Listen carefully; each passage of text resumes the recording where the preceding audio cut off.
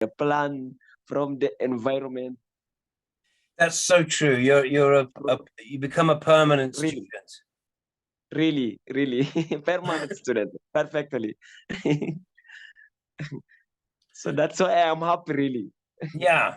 Well, no, good. And so what I think maybe where we're going with this is, we'll run this course and we'll learn the lessons, and then we'll decide what to do next.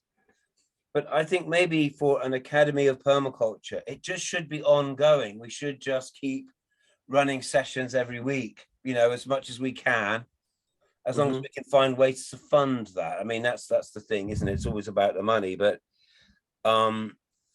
it's ongoing open education. And if we are capturing people's stories and experiences and sharing them, then that's part of how it'll work, right? That's how the Academy will work. And I hope that we can all find a role within that.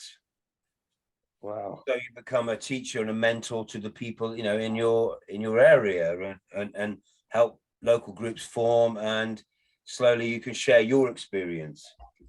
Wow. Thank you. That's what I want, really. Well, and I think so. One of the ideas in permaculture is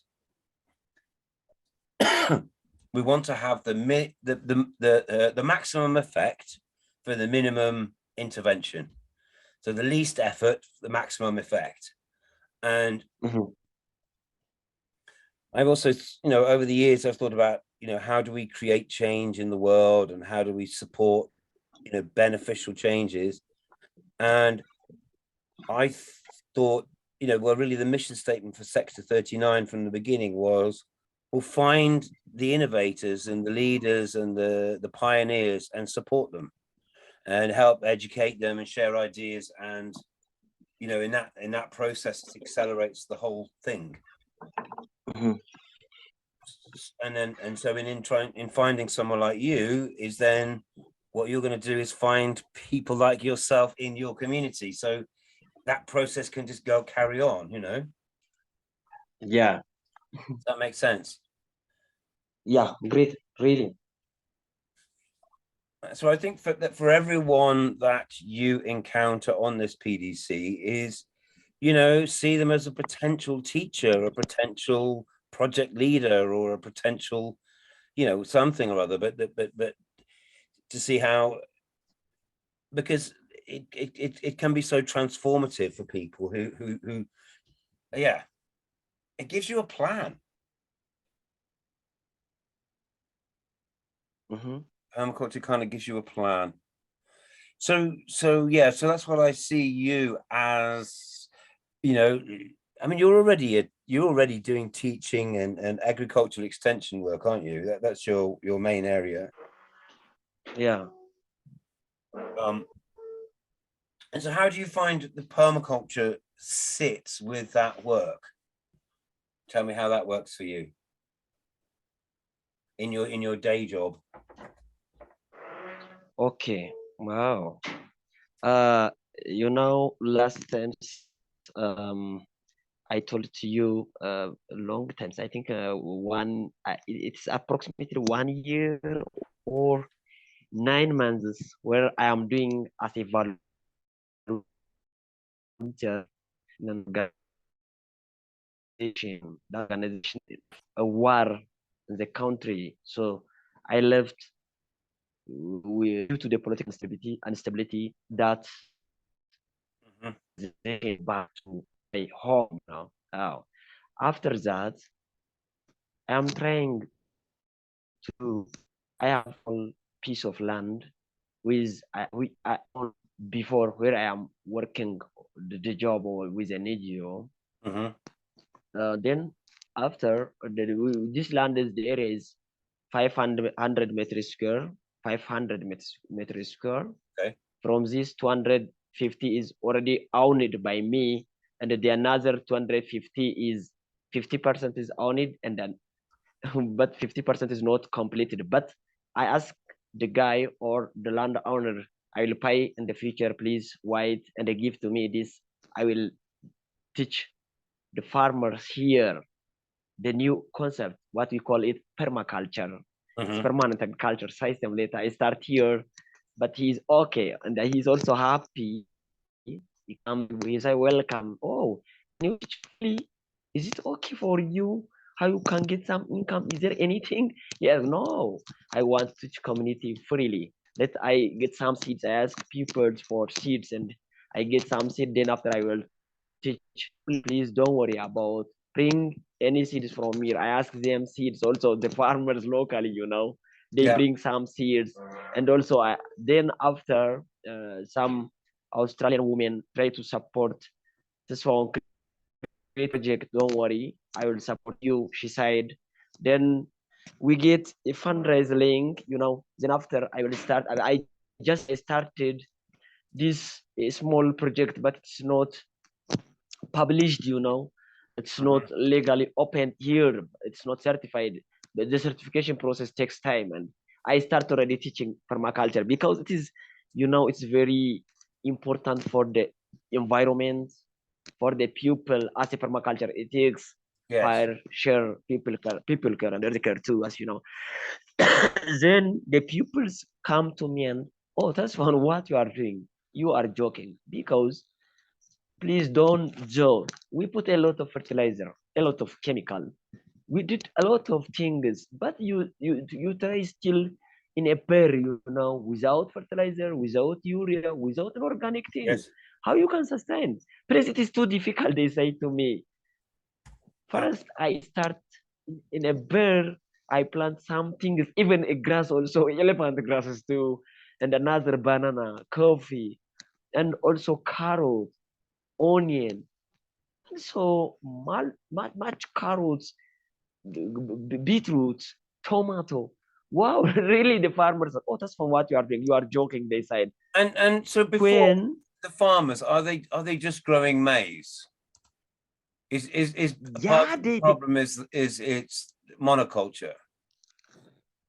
Really, they grow monoculture. Not only monoculture, they add a lot of chemicals, that is fertilizer and urea, DAP. They add a lot of. If this year they add uh, 1 hectare quintals of DAP, next year they add 5 quintal of DAP. In the coming another 6 quintal of DAP. Remember, too expensive. The government and also the other peers come bring my money because they borrowed it. Okay. And they suck their money. This is my headache. Please come on, farmers. Please learn this. Even you can't do your complete garden.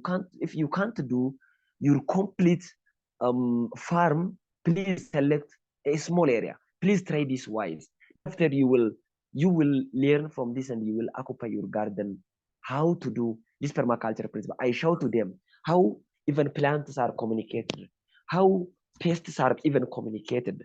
The useful pests and the non-useful pests are communicated. That are the predators, that are the useful ones are predated, the another ones, the harmful ones. They are really happy. Oh, what you are doing? You are joking. I had some lizard houses, in the farm. They laugh at. That's for what you are doing. Wow. Sometimes I fed, the birds. I called to them, and also I had a waiter to them. Oh, that's for what you are doing. You are just joking. No, I am not joking, because these are the best ones to trap the harmful insects. Wow, you are right. Wow, you are. When the birds follow the pest, oh, that's how you are right. They say to me, really. Then they are come up this phone. Please, we learn. We want to join you. They say most of them. Also, they come and I share. I collect them, and if my post you have seen on my Facebook post, I share to them a lot of carrots and onions, beetroots, and another one. They are too happy. Wow, this is really, really, we are happy to get this organic food. It's now I want to apply. They are competent. That's from. Can we get seeds? Can we get seeds? They said, oh, you can save. It is easy. Let I show to them. All I told each and every point to them. So now they are already waiting for the rain. The only problem for them is to wait the day they wait for rain. But how to Right. conserve also I taught to them how to mulch, how to conserve the water. They are okay and also they are happy. Really, my friend, educated friends, even asking me, has found how you believe this organic work for you. It Mhm. is are you joking? Are you trying? Later, when on my harvest, they come back to me and they ask me, really, it has found you are intelligent. You know, you believe in your power. No, I don't believe on my power, but it is the power of permaculture. You know, you have to believe it. I say to them, they Mhm. are, it is the power of permaculture. You But have to yes, believe it. it's Right. Yep. yeah. I mean, and people have to. I understand that people have got to build their trust. So the thing with the chemicals is they want to feel that they're in control of the situation, don't they? Really, really, a lot of farmers, completely 100% here in Ethiopia, in control situation with fertilizer, inorganic Yeah, fertilizer. yeah, Mm. Yeah, that is, a challenge is pupils are not easily accept the things without seeing the real thing or the practical work. They don't accept, they don't need to accept if you didn't show practically things for them. yeah, Even here is with fertilizer, here without fertilizer, here is with bare, anything without compost, without inorganic fertilizer. yeah, Now check this the three. Then after you have got the result. This is the important point is here. This organic is healthy, good, environmentally no problem, accepted this much. Yield is also, please check it, no cost. It's not labor intensive. Really, some farmers are happy. Oh, I put upon it a lot of chemicals, a lot of DAP and urea. It is a lot of cost. Even without cost, if I have got this much with organic, really I am happy. They said, oh, I will turn my farm with organic. Some people said move on such wise, and really they are happy with regard to health issues. I told a lot of things, maybe they are affected with simple disease like cancer and another things that mm, my heart, their leg or eye or breast or a lot of things. You will come back from this. You will be prevented from such disease by using these organic things. It is easy. yeah. You can apply by yourself. They are really happy. And nowadays, another chances, let I tell to you, uh, let's test phone, let I accept you, and I will change my farm to, I will try to change my farm to organic. Farm is to, he said, the another investor, he said, on such way, yo, no problem, I will join, I will do that. He said, and he take me, I will start my job maybe tomorrow. Yeah, tomorrow I think. Okay. Yeah, tomorrow I will move to the farm. That is really best for me to show this permaculture glow, really. Yeah. I mean, I mean, Uh, oh, that's really interesting what you're saying. Yeah. hi, Fitamo. Sorry, I've been in the background. I got an abrupt call. Okay, no problem. Hi, Steve. Oh, Steve, we've already greeted. Yeah. Good to meet. Good to meet you. Wow. Gerald is hearing. I think Okay, we've been crossing continue. paths for quite a while. Mhm. Yeah, and it's brilliant to hear from you. And you know, that's one area that any practitioner or someone practicing permaculture is Yeah, usually encountered with. Is one of the, you know, uh, we call it sticky points you have to deal with, especially where there is one, intensive marketing from the guys selling those chemicals, and two, willingness to buy from people who are getting so lazy. We've become so lazy, and we're looking out for shortcuts, even without thinking the long-term impact or the long-term hazards that we are placing upon ourselves.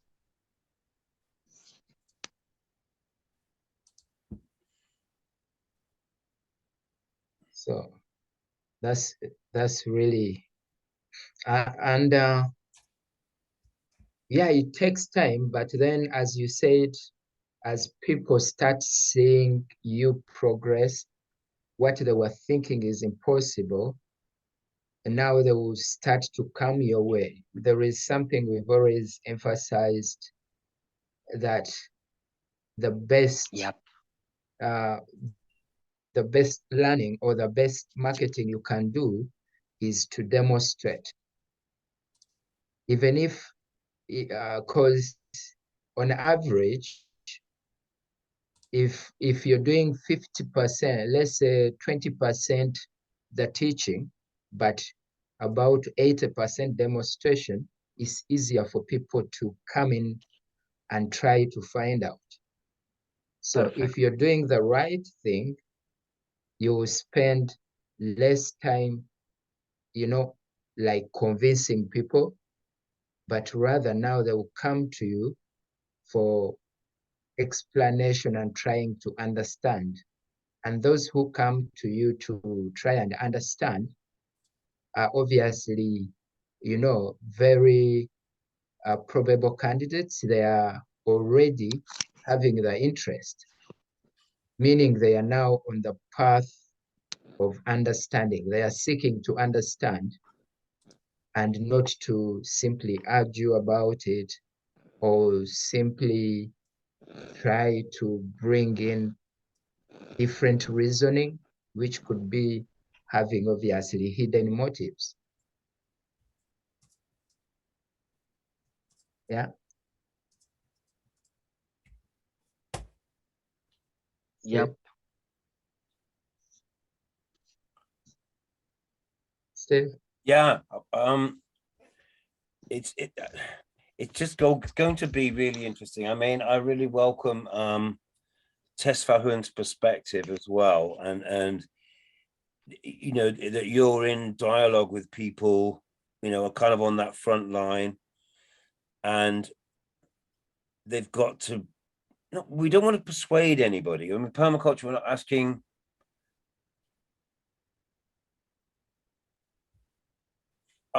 people to believe too much. We want people they've got to learn from their own experience, right? And to give them the confidence to try that out.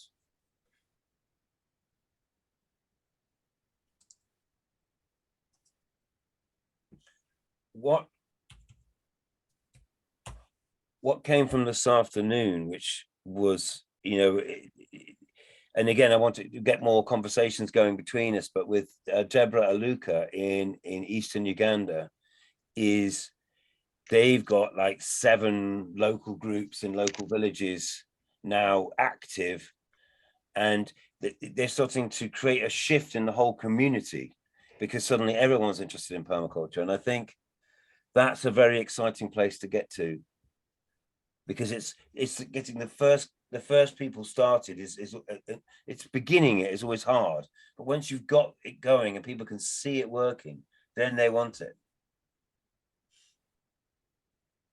Then they can see that, they could see how it would work for them, and perhaps how they could, like I was saying to you earlier, is if you see a really fully mature permaculture system, you might be forgiven for thinking, oh, I couldn't do that. That looks too difficult.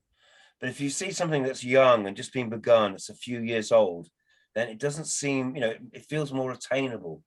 So that's what I think is we have to, the more that we can create and share those examples, the better.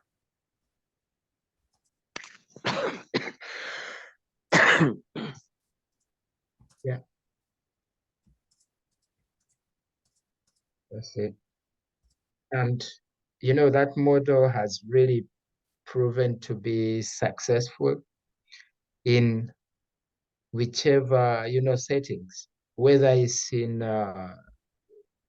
rural or urban, because we've worked with different people. We have people who have been doing urban and people like Ali. You could have heard of Ali. He's doing urban, but then the demonstration side of things, people coming in out of curiosity, has really worked for him to build his enterprise and then also his trainings. And in villages, just as Steve has said, someone like Deborah is massive. We were working in a refugee camp in northern Uganda for our brothers from South Sudan. And it was really amazing. It was incredible. What started with as people were, because initially people didn't understand it, but by the time we were done with about 6 months of that project, nearly, let's say about 35 to 45% of the people were nearly on board, or at least they were interested to be on board, or they were in that line. Yeah. So it's really interesting what the demonstration part of things, what impact that can bring about.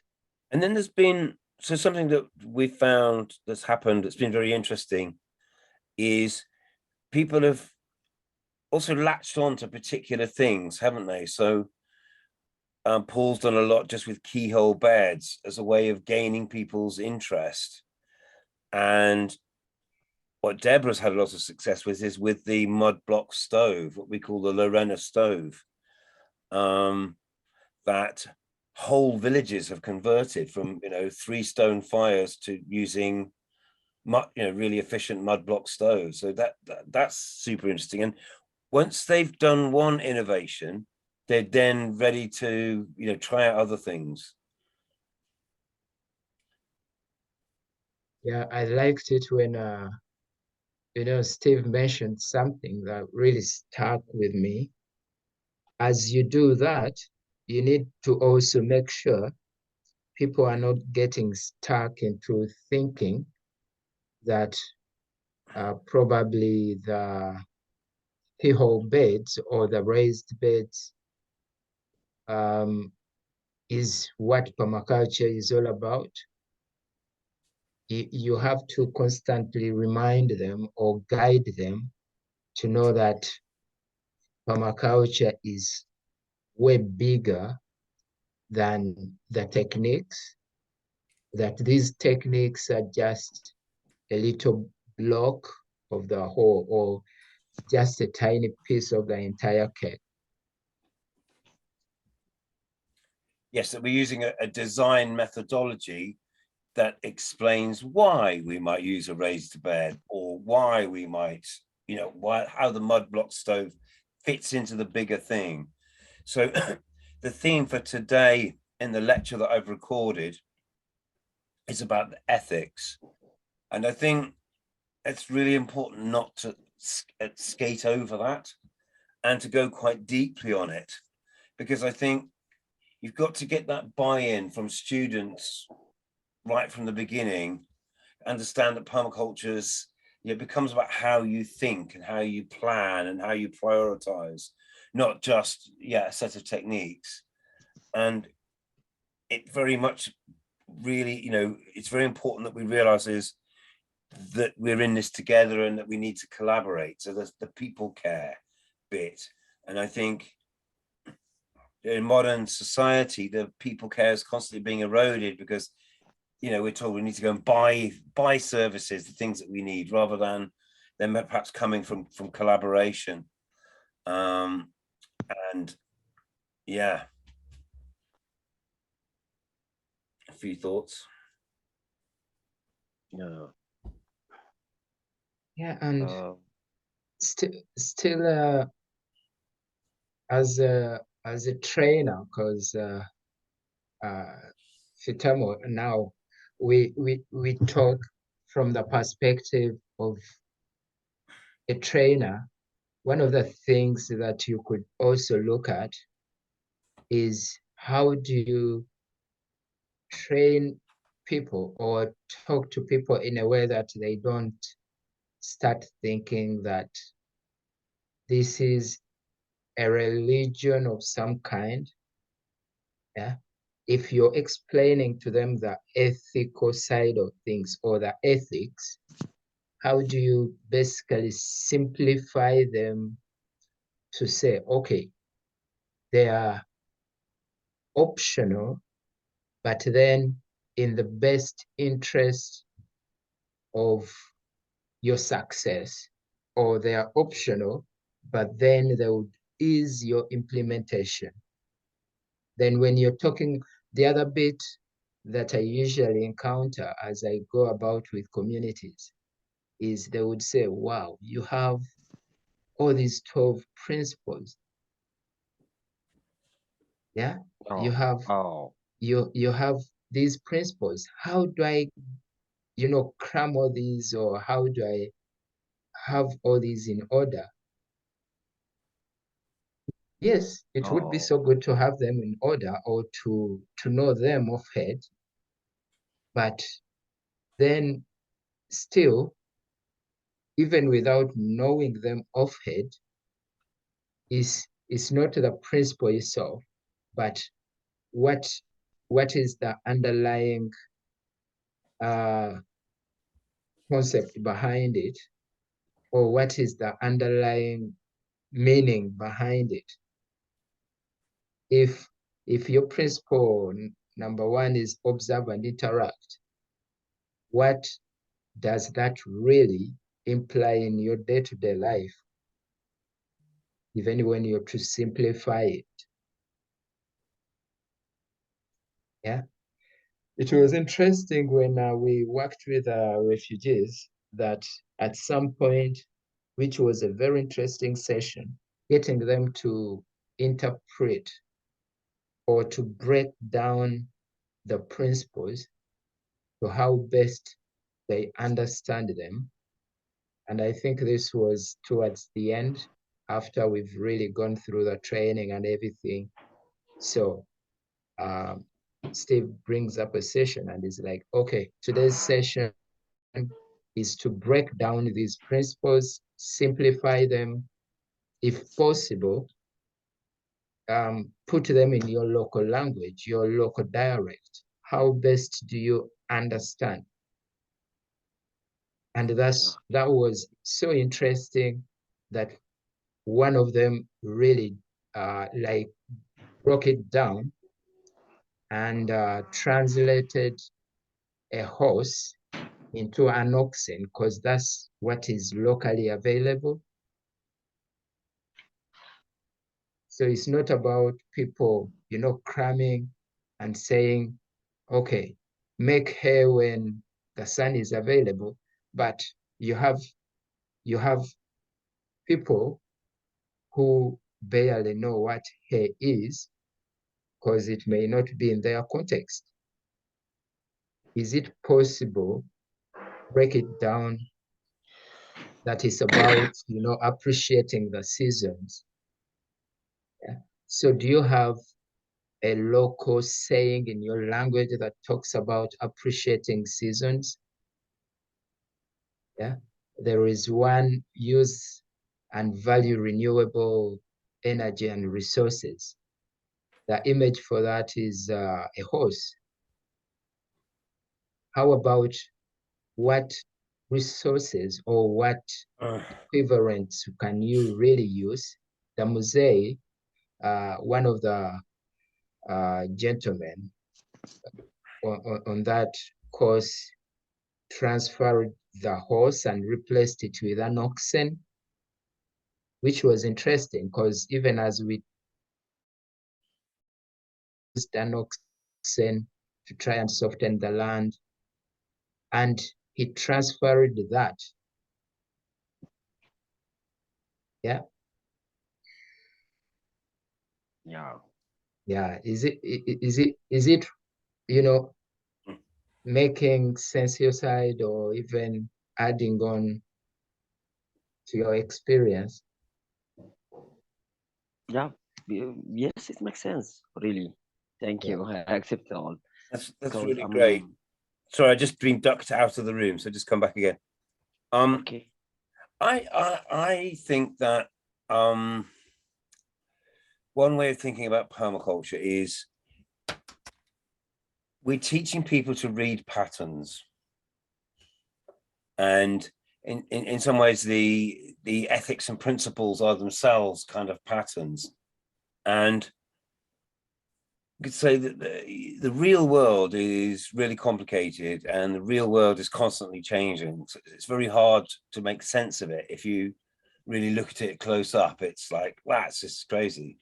But if you take it some steps back and sort of see more the generality, the bigger picture, see the pattern, then you can start to understand where you are in amongst it all. And so I like the fact that the principles, Holmgren's principles, are, sort of, they're pictographic, aren't they? So they're able to think about something in a certain way. It's not telling you what to think. And I think that's part of what we're helping bring alive in people, is to give people the confidence of using their own intuition and their own feelings as well. And to reassure them is that by doing that, they're only going to learn. So if they get it, if they make mistakes, that's how they learn. And I think a lot of people are paralyzed, because they don't know where to start. They don't know where to begin, so they don't quite begin. And so I guess we're trying to help with that. Permaculture is giving people a pathway as well. And like you say, Gerald, is if you're seeing the pattern, then you can see how that principle might translate to be relevant to you in your circumstance. Whether it's seeing an oxen rather than a horse, but understanding it's fulfilling the same function and has the same kind of characteristics. And that's the beauty of permaculture, isn't it? Is that it does apply. You can make these general patterns apply to your individual circumstance. So that's very valuable.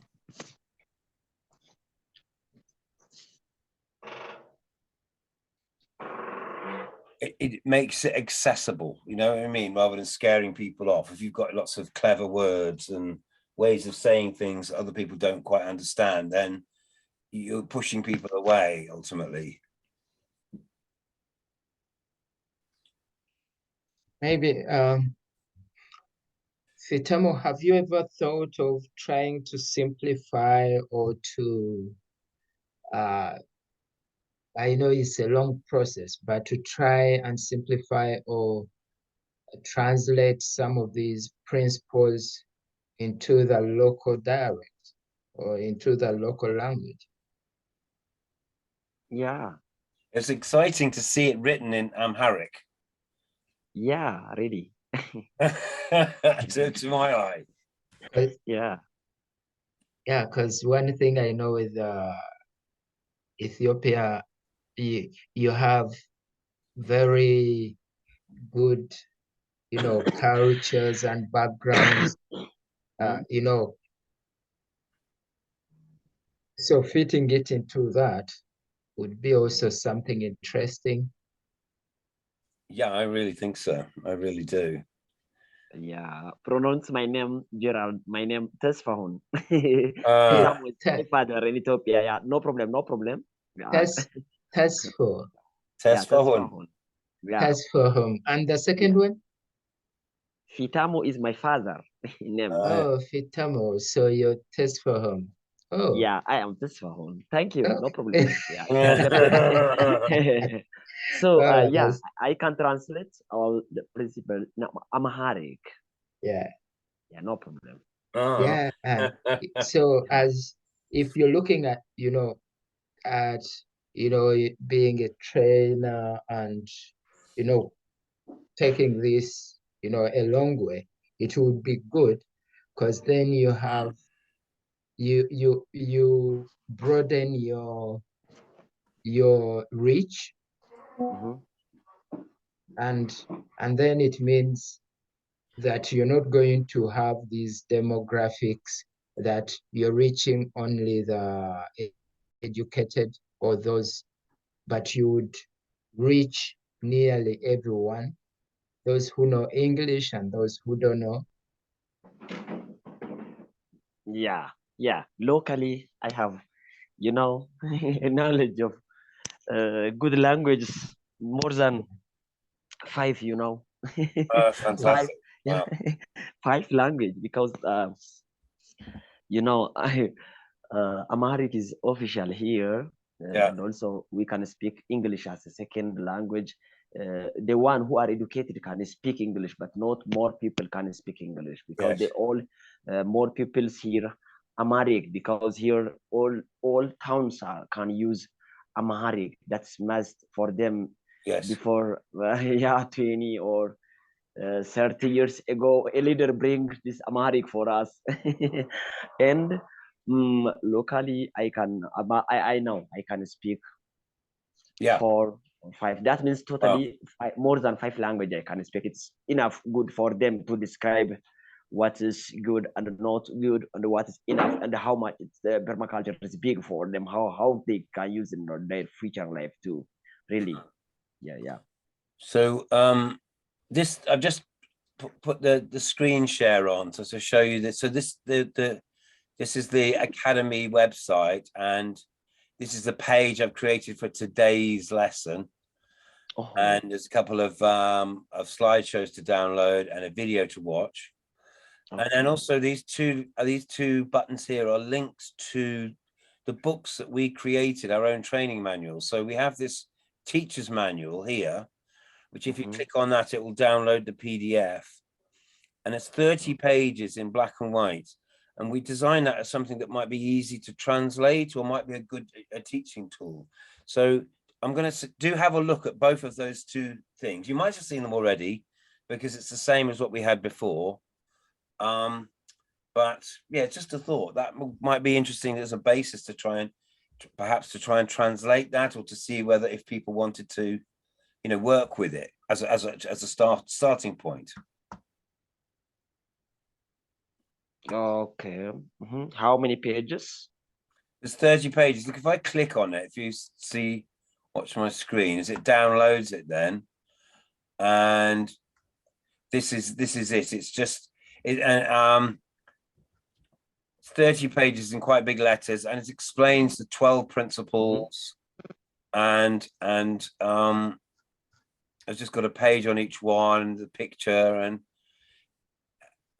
if anything, it's just a tool really for a teacher to use as a jumping off point.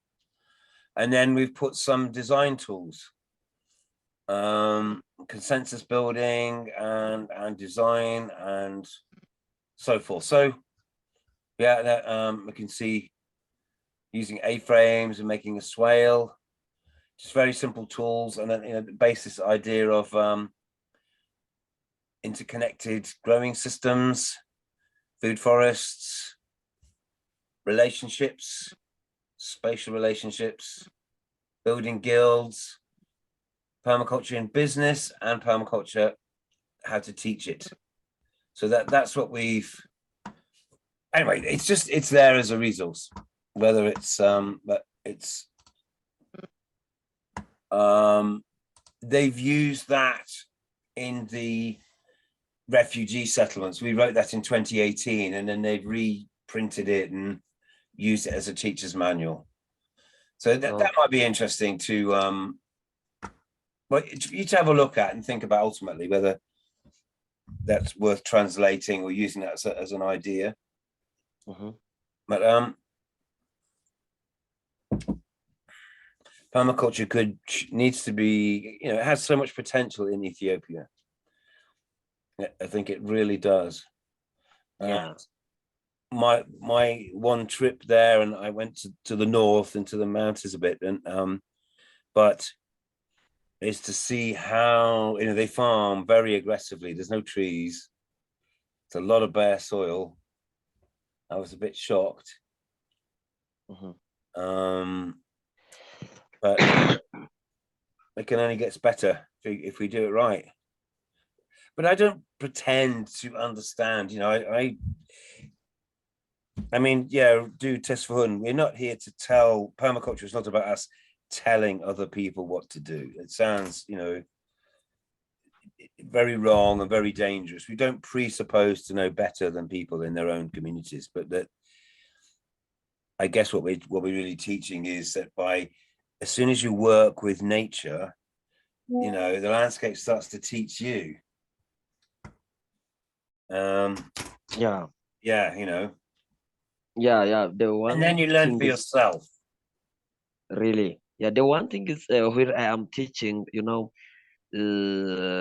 yeah, it's not I'm talking to them and go and try to apply. Simply, I don't say that because if you have seen some of the things when they come to me, also I share some seedlings how to do it on their own garden. Even the farmers on their garden and on their roof, also how they do things really. Because I take some pics and really I'm happy to them with them, you know. Yeah. Even even the individual people's also too happy when they are joining such things, and they are also coming good points because um it's not simple telling to them like a story. I know it's practical. It's also doing actual things, and farmers are not simply accept things on theory. They need the actual thing. You know what I did and what the result too, and also they drive directly. They go to their garden and start doing what it seems and what is it okay. This phone's job is okay or not. Is it right or not right? Then after, oh, so can I continue? They accept it and then they can continue.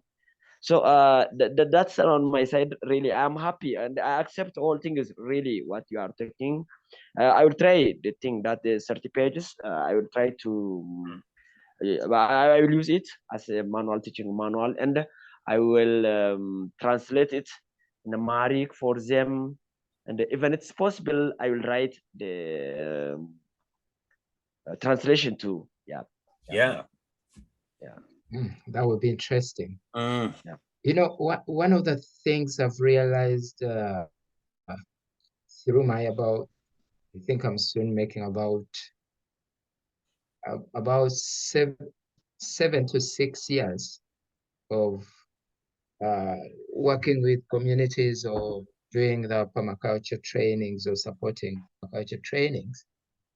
You really are not training these people or teaching them something new. Actually, with some of them, we even get to realize that they are way knowledgeable than some of us, especially in regarding because they've been in that environment, in those systems for ages. So they know the in and outs. So basically what we do is to kickstart probably the learning process, or to kickstart that process of actively now observing. Probably they've been seeing everything around them and just looking at it.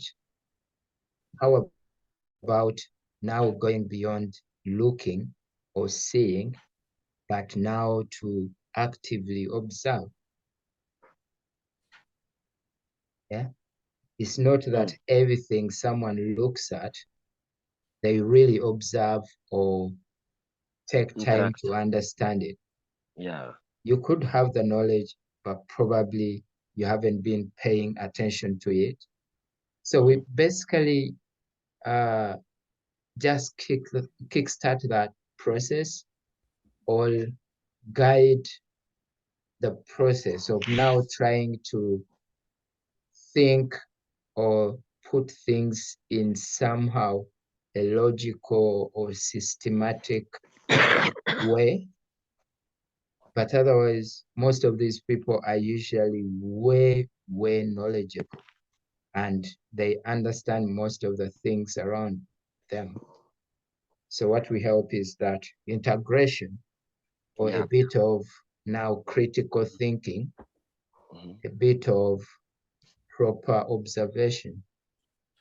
And from what, I mean, it'd be interesting to get further into this as we go forward. What Tesfahun has said, I mean, again, you can tell us how typical this is, but that many of the farmers, they're really doing monoculture. They're really just growing maize, and they're using a lot of inputs, and they're borrowing money to pay for that. And it's so that's quite a big shift away for them to begin to find another pathway.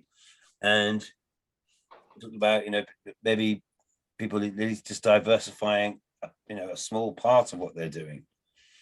So that, you know, this sounds really interesting, and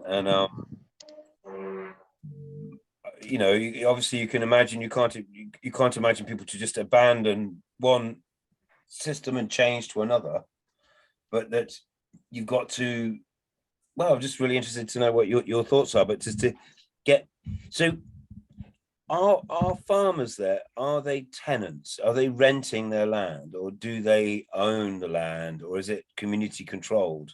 Like, what's their incentive to look after the land and invest in it?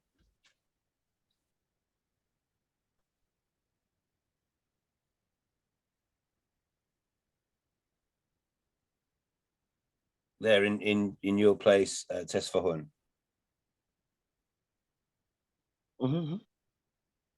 So again, So to what the farmers there is, do they own their land, or are they renting it, or is it sort of community owned?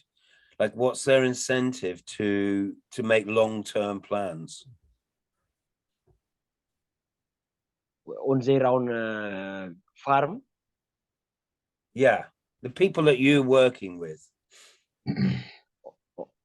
Okay, the people I'm working with, where it's my, you know, it's my demonstration center, as I told.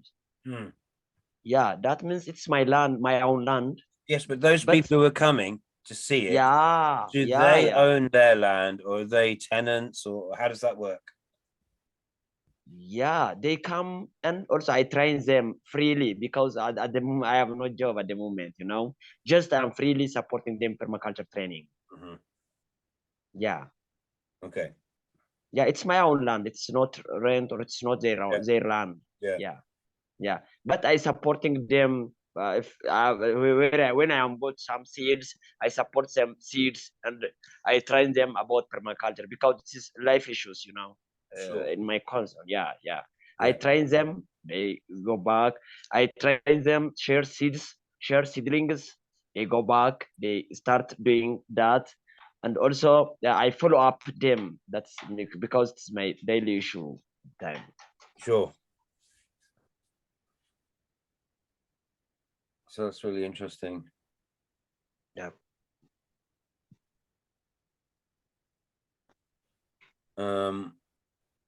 Yeah, these are all stories we need to tell, and we need to share between people in different places. So again, I think hopefully what we can do with our academy and with this PDC, but is really, you know, I mean, the lectures and the principles and the tools are all very important, but really what we need to do also is to get that dialogue going between people, and find out how we can do that the best way we can.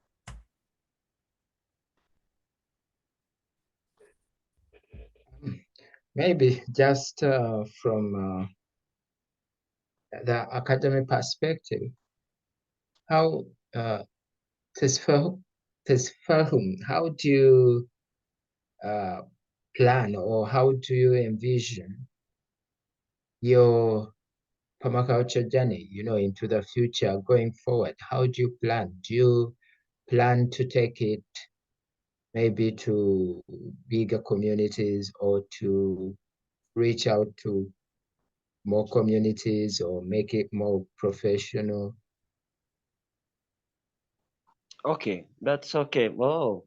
Uh, yeah, I didn't told before for you about me. I have a permaculture journey from the last 4 years because uh, I work with a local NGO called Smart Ethiopia Okay. as a permaculture expert for them because Oh, I am the permaculture project sector coordinator before I receiving this PDC with Steve.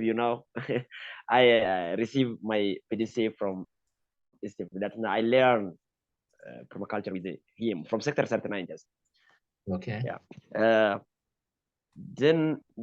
and also I am interested in permaculture at that time when I joined this local NGO, and I have also agricultural background, agricultural engineering. I am agricultural engineer, and what makes me sensitive for this is after joining a local NGO. Before I don't know more about permaculture, but I joined this NGO. Oh, permaculture. What it means permaculture before joining this NGO? Simply, I read this article or this permaculture view for competition, as a candidate. Then Yeah. after, it makes me sensitive and I am happy. Wow, why I don't apply on my future? Why I don't do even on my garden? Why I don't do on my father's garden? So let I start this all. And also I am happy by doing this. And also I come, but I'm doing with this. I joined, I'm competent, just I fit, and also I win the other competencies. I joined the organization.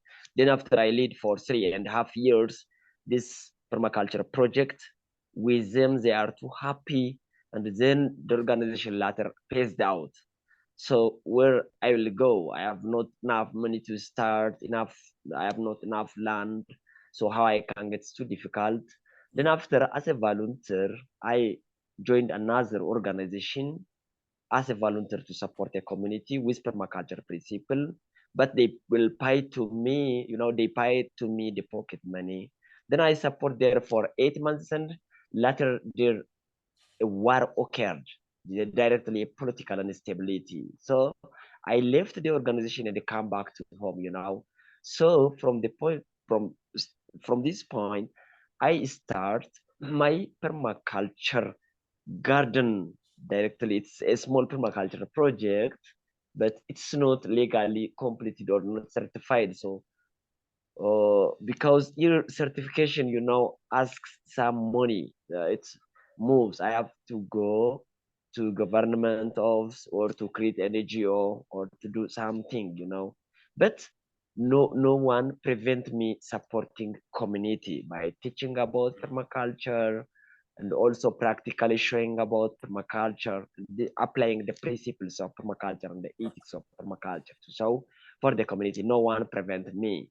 So in the future, as your question, my option is to continue permaculture. Now it is, you can congratulate me because I'm the one selected as a farm manager, which is a big farm. And now I will start my bee. Yesterday, just I'm already finished the agreement. I will take my letter tomorrow as a farm manager, and completely I can lead that farm in a permaculture way, as communicated in organic way, and also everything by using intercropping rather than monocrop, and also chemical free things organically. And also I'm too happy. That is because I start my new job too.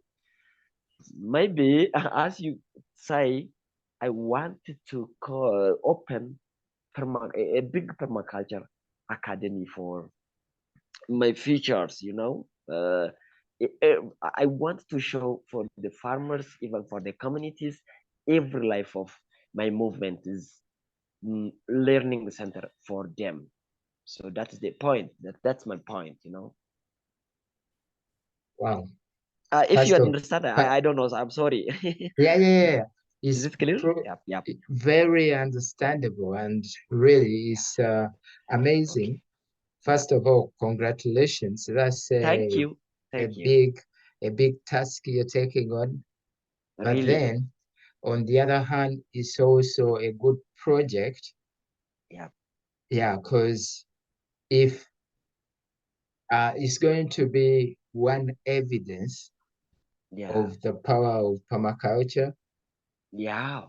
And then once that is a project on your CV or on your profile, there is no looking back. Yeah, you're just, going up and up. And then it's interesting how it all started, how you've moved on, and where it's heading. So actually, so when we're talking about now, I know Steve could have already mentioned to you about it. What we are looking at, the academy, is now to bring together all these achievements, document them, and officially or work with our partners to see that you receive the recognition that you deserve, and also make sure that there is a platform, yeah, whereby if someone wants to know, oh, do we have any practitioners in Ethiopia? Quickly, they can access that. And Really. two, they can quickly view your profile and know, Exactly. oh, he has done ABCD, he's gone, he's achieved this much. That, opens up opportunities for you, but also places you in, adds to your credits or adds to your overall standing and scoring.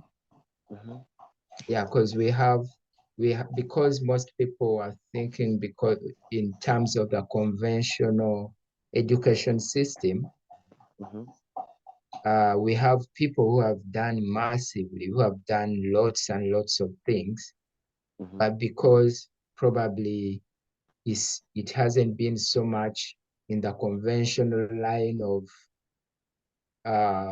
education, probably they are not so much recognized. Oh, hi, Priscilla. Good to have you. Hello. Oh, you're welcome. So, as you came in, I was briefing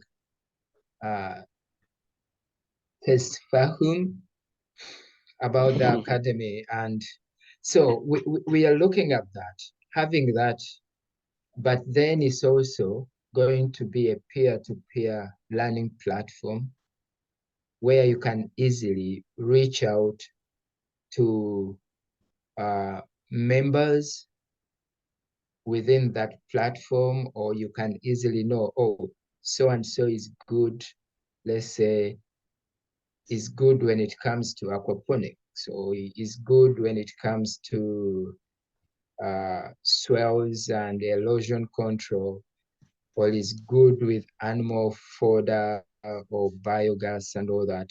We'll be looking, these profiles will be publicly available, but then as a member who is within the same network, you'll be also able to quickly work out and know who is falling under what, so that you can quickly learn from them. Yeah. Because the reality is, between me, Steve, or even other members, it may not be so easy because we are running around with other things, and also, you know, and supporting so many other people. But if you're able to reach out to a peer, then that is much easier. So it's also creating that peer-to-peer learning and communication, creating linkages, and in the long run, opportunities. So that's our vision of the academy. It may not be a physical, we may have a location, but then this is going to be more of a bigger network. No. But a network which is structured and intended, particularly for the learning and sharing between the colleagues and members.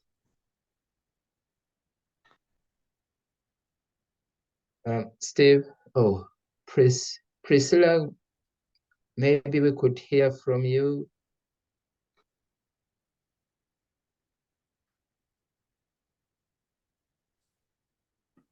So yeah, you're very welcome, Priscilla, and please to introduce yourself.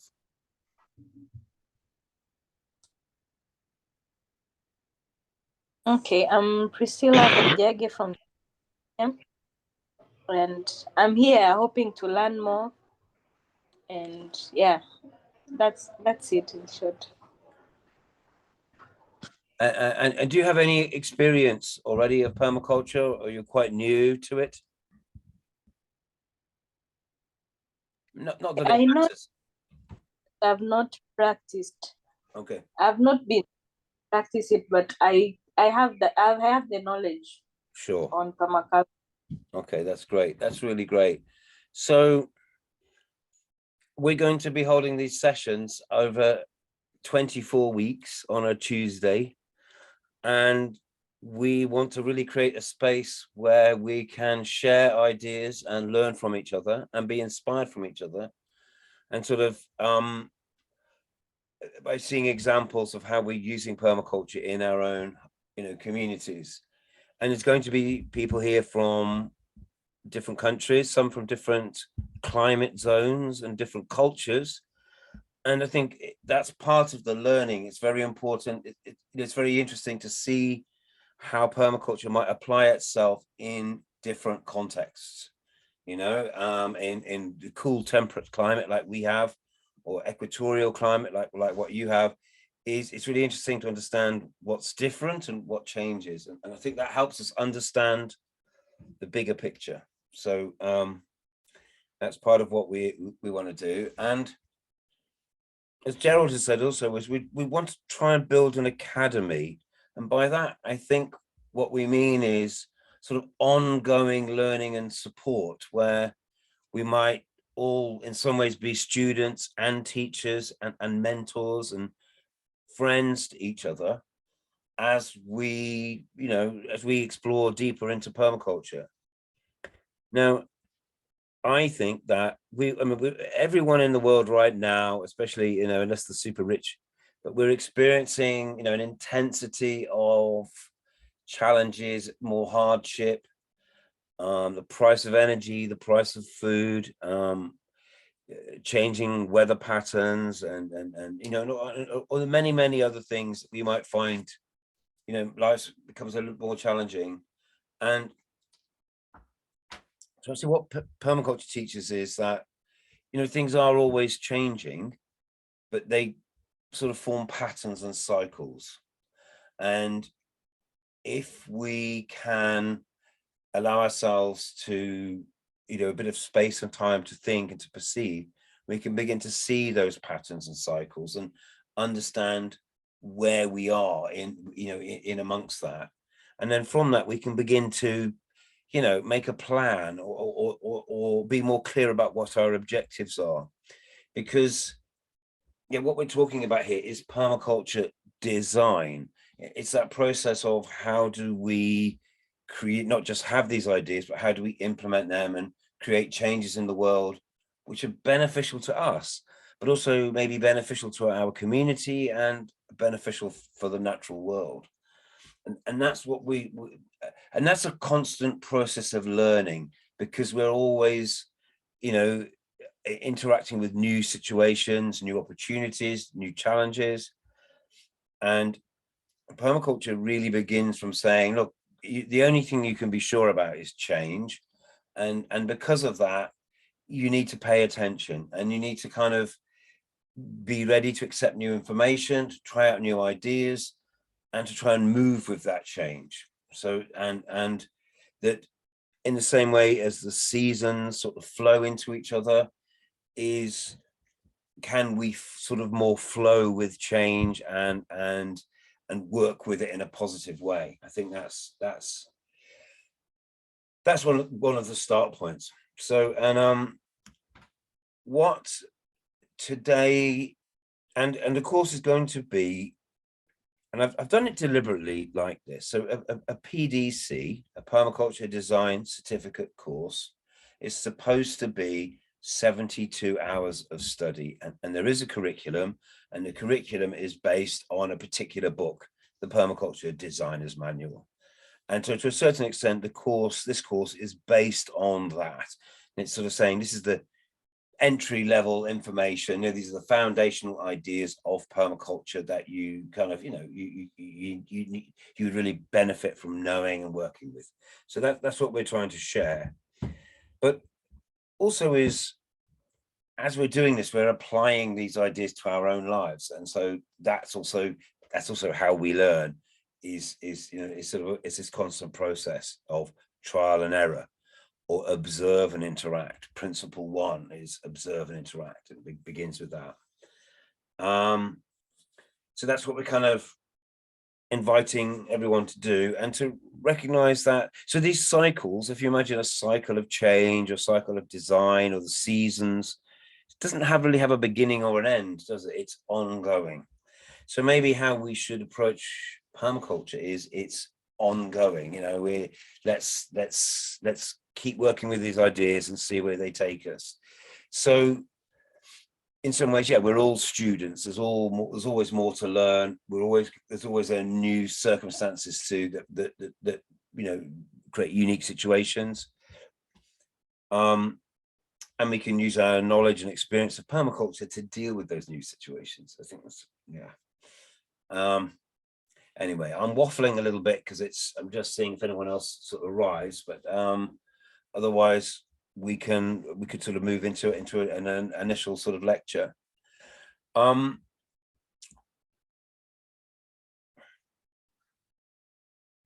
We're also learning, so do give us feedback. So one of the rules in permaculture, or one of the rules that we get from studying nature, is things run on feedback, which means, you know, information coming back. So if you're having any problems following the course, or you know, getting the right connection, or downloading materials, that, you know, let us know. If it's you know, and yeah, and as much as we want to share information with you, we also want to get a conversation going between all the people who are on this course. And again, you can find the most appropriate way to do that in your own groups or with your own connections, whether you're using WhatsApp or you're using the Zoom function here or Facebook or whatever. I'm hoping that we can hold together a conversation and a learning journey that will create many interactions between the participants and between the people on the course. And there's probably going to be maybe 200 people connected to this course, and hopefully we'll get to meet quite a lot of them along the way. But also stay focused on what you need to get out of this. It's got to work for you personally, and yeah, who knows where it takes you. I think permaculture is definitely a journey, and once you begin it, you know, it becomes ongoing. And the challenge is to apply it to your own situation and your own life, and through your own family and locally, and then slowly, you know, within community or through your work, and take it further afield. Ultimately, permaculture is about trying to change the world.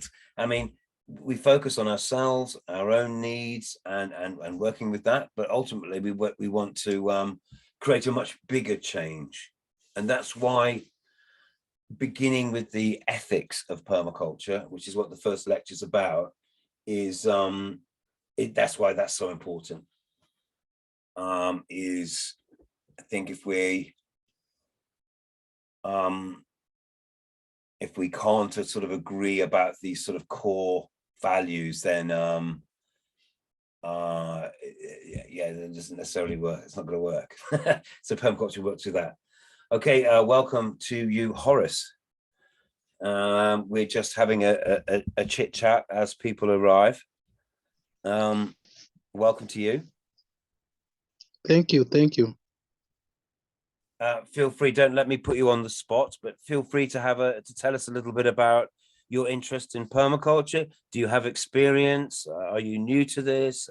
What do you hope to get from the course? Or where are you? Tell us a little something about you. Okay, thank you, Mr. Jones. I'm from Kenya. And as I've just shared with you earlier on, I'm working with the Victoria Farmers Organization with around 30 members, registered members who are just women who have passion in doing agriculture. So we saw the need of incorporating permaculture ideas to do regenerative agriculture together with our group members. Thank you. I have not been to any permaculture institutional classes before. This is gonna be my first time. Okay, well, thank you for that, Horace, and let me say that you're most welcome. And we'll try and go at the speed of whatever people are happy. So we can always slow down and ask questions. And so it is based. The PDC is based on a curriculum which is based on a particular book, which brings together the permaculture ideas.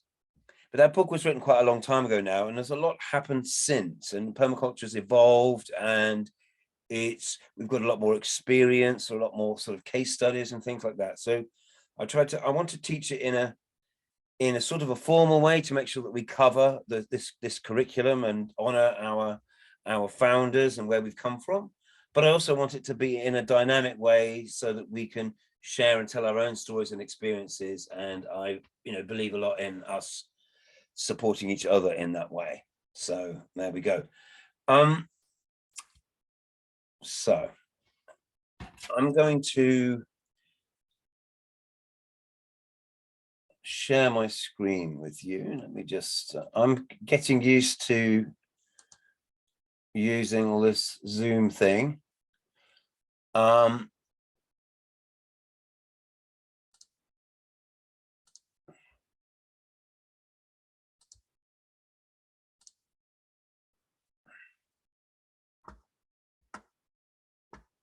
Okay, I'll wait a few more minutes because there's people arriving. Greetings to you, Kim. Hi. Hi. I'll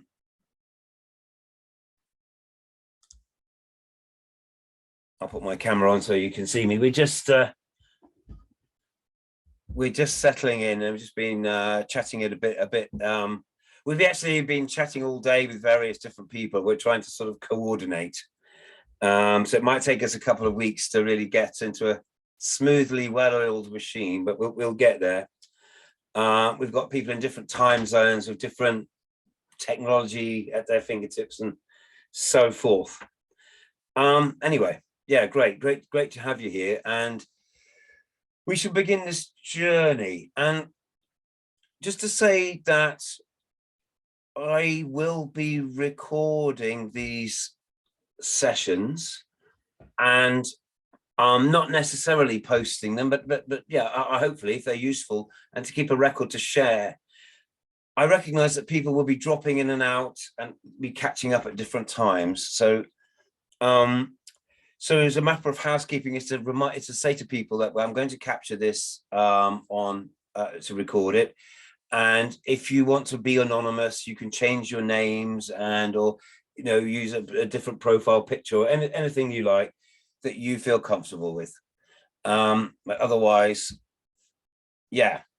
So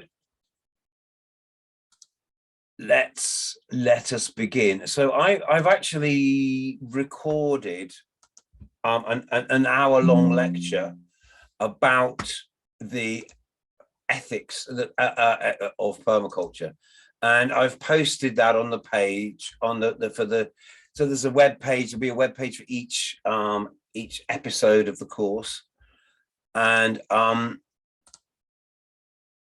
going to talk in a more general way now, just to start us off. And yeah, but to know that the ethics lecture I really go into it much more deeply is there, and it's something which I also really want to pick up on. That's interesting. It's giving me subtitles as well. Okay. So let's have a few introductions. Let me share a bit of a background and hopefully make everybody feel comfortable and know where we are. So here's our little logo, S39, Sector 39. There's nothing mysterious about it, really. Back in 2002, I helped build a roof garden on top of a building that was at 39 London Street in Reading. It's called Reading International Solidarity Centre. And we put a permaculture themed roof garden on what is a community building. And it was inspirational. I was inspired by it. And so I wanted to think about the energy flowing from this garden at number 39 and sort of bringing it out into the world. So, and that was the beginning of my sort of tentative first steps as becoming a permaculture teacher and wanting to share these ideas. And that's also been an interesting journey. So 31 years so far that I've been involved in permaculture, and it's never felt more relevant and important than it does right now. So that's interesting. And the logo is based on, there are 3 ethics and 12 principles in permaculture. So I've got this, that's reflected in the logo. So, and again, just to make, if permaculture is a pattern language, is essentially, and patterns are memorable. So I want this to be really memorable. So that's why I like to frame permaculture through the ethics and principles as described by David Holmgren. Anyway, I get ahead of myself. The second logo here is Trevlack Farm. That is a 100-acre animal farm, stock farm, right on the Shropshire Powys border, on the England-Wales border.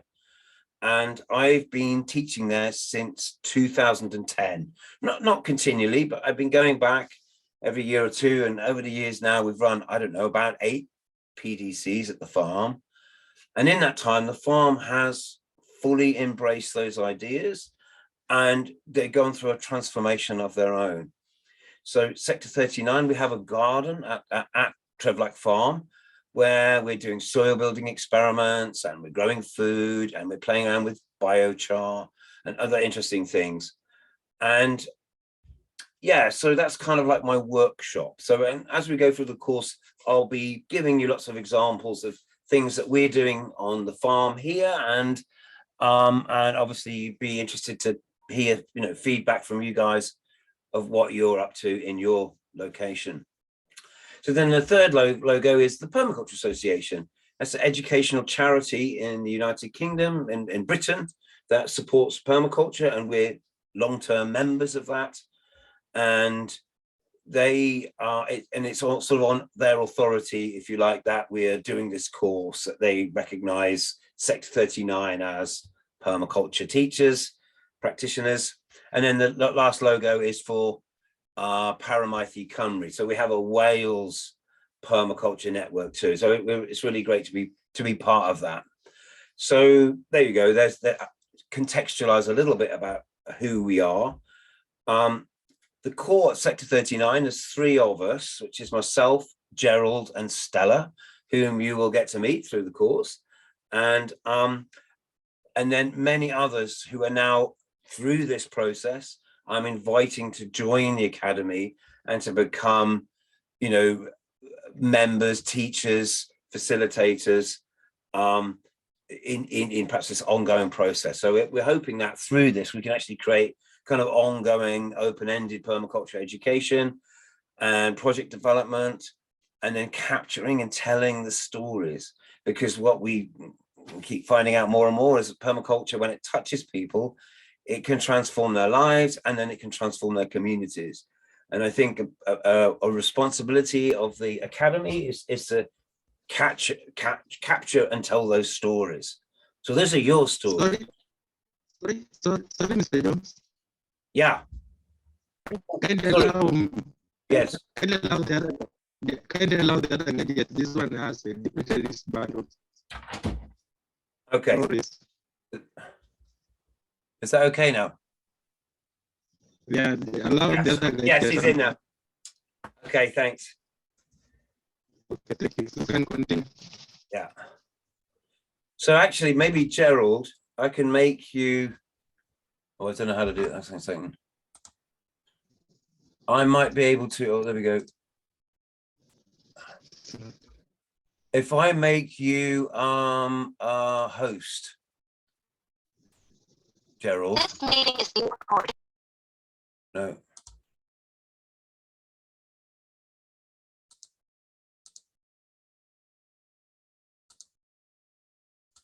Okay, if anyone else comes up, then Gerald, you can let them in. Thank you. Oh. So now I've lost my share. Oh yeah, share screen. Oh yeah. Steve. Now it won't let me share the screen. Okay, let me say anyone can share. Right. Please, for the rest of the participants, don't share anything. Multiple participants can share. Okay, thank you. Thank you. Got it. We're there. Okay. So that's a little bit who we are and the networks around us.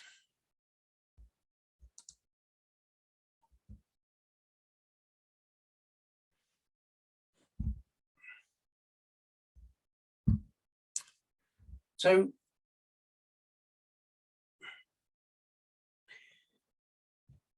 there were two sort of co-originators of the permaculture concept, and they kind of coined that term, and their names were Bill Mollison and David Holmgren.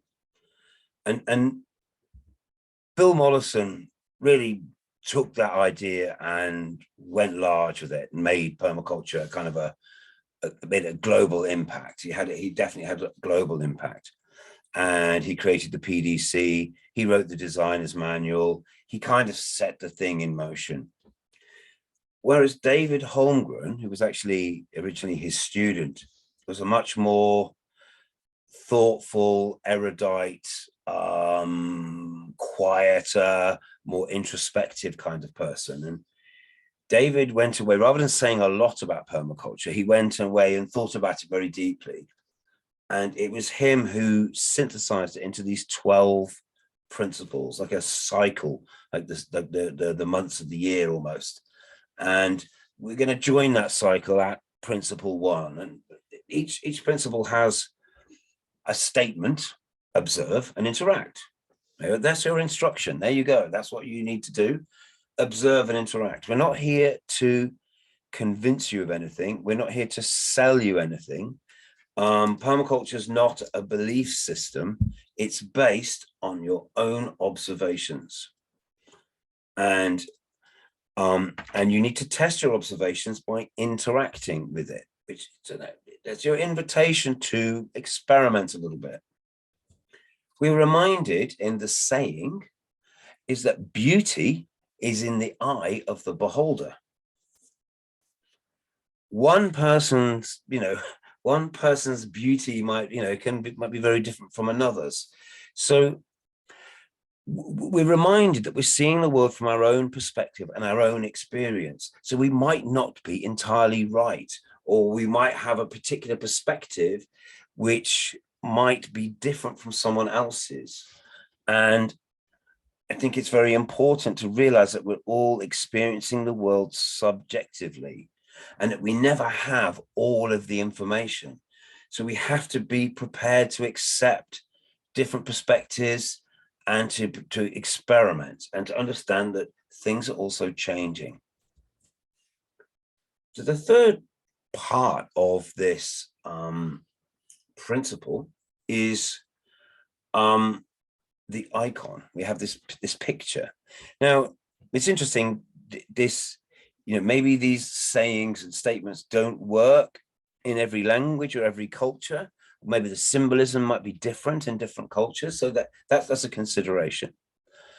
But this first icon is generally seen as a tree with a hole in it. You can see the branches and you can see the leaves, the canopy.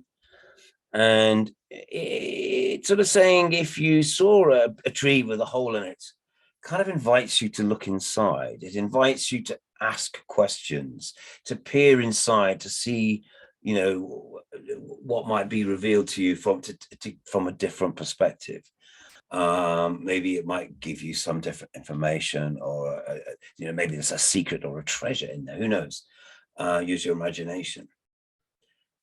Someone has said, though, that, oh, maybe it's a person with their hands in the air and a sort of an exclamation of confusion, and think about maybe how crazy the world is that we're living in right now, or how it feels that we're surrounded by confusion.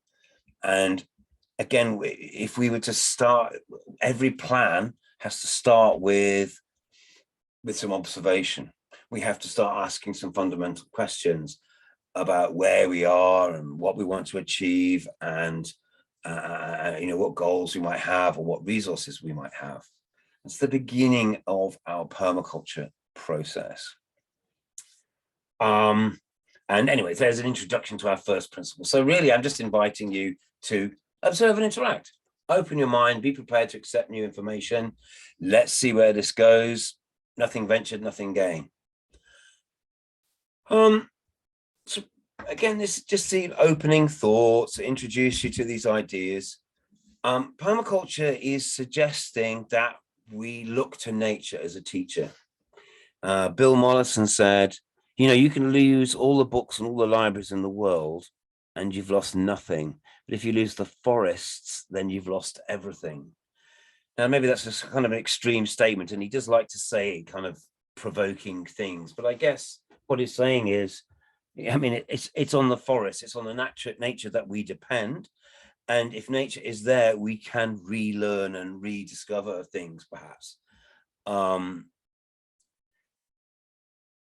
So nature is our teacher, and if we can just look at it in a I don't know, I guess an inquiring way, but also in a sort of an open way, you know, maybe there's tremendous insight to be had.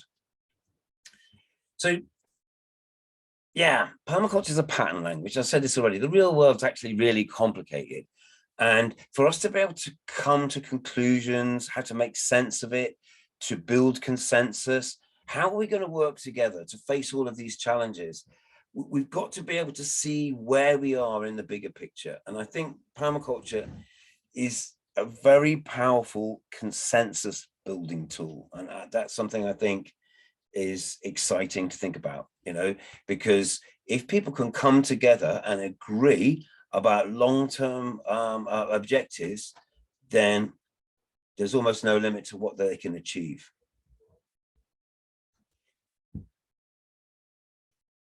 I like this picture. It's a dragon tree. There's a beautiful symmetry to it. And again, it's reminding us that we see patterns everywhere in nature, in the natural world. We see pattern seems to be hardwired into it. And there's also something within this pattern, which I think is really interesting, which is the relationship between simplicity and complexity. And maybe we'll get to this later on, but so the real world, if we go up to the top of the tree with all those little branches, is really complicated and unique, and it's never going to be the same. You think about sort of the human fingerprint, how for every person it's different. And that's sort of because there's so many potentially different variables that get you to the final form. So it's very hard for us to understand the complexity of, let's say, everything that's going on the top level of that tree. But if we take some steps back and see where it's come from and see the simplicity of the basic form, then we can actually gain a deep understanding of something that is complex and unique, and that we'll never encounter again anything that looks exactly like that. So we're learning from nature's patterns and allowing ourselves perhaps to see things slightly afresh, because that helps us, see through those patterns. So here's just a useful reminder. I found this quote once, I thought it amused me. All models are wrong, but some are useful. So, so in trying to say permaculture is a pattern language, we'll simplify complexity by seeing the patterns is, you have to realize that that also has its limitations. Craig Raworth, who that quote is from, has written a book about sustainable economics, which is kind of a game changer in thinking. So anyway, that's just by the by, but interesting. So, and again, this is just it's about shifts in thinking, and because in some ways permaculture represents a complete shift in our thinking in terms of shifting our priorities. So here's a quote from Eric Holthaus, who is a climate scientist in America, and he's saying there are 40 million acres of lawn in the United States, the largest irrigated agricultural crop in the whole country, or the corn, wheat, fruit trees combined.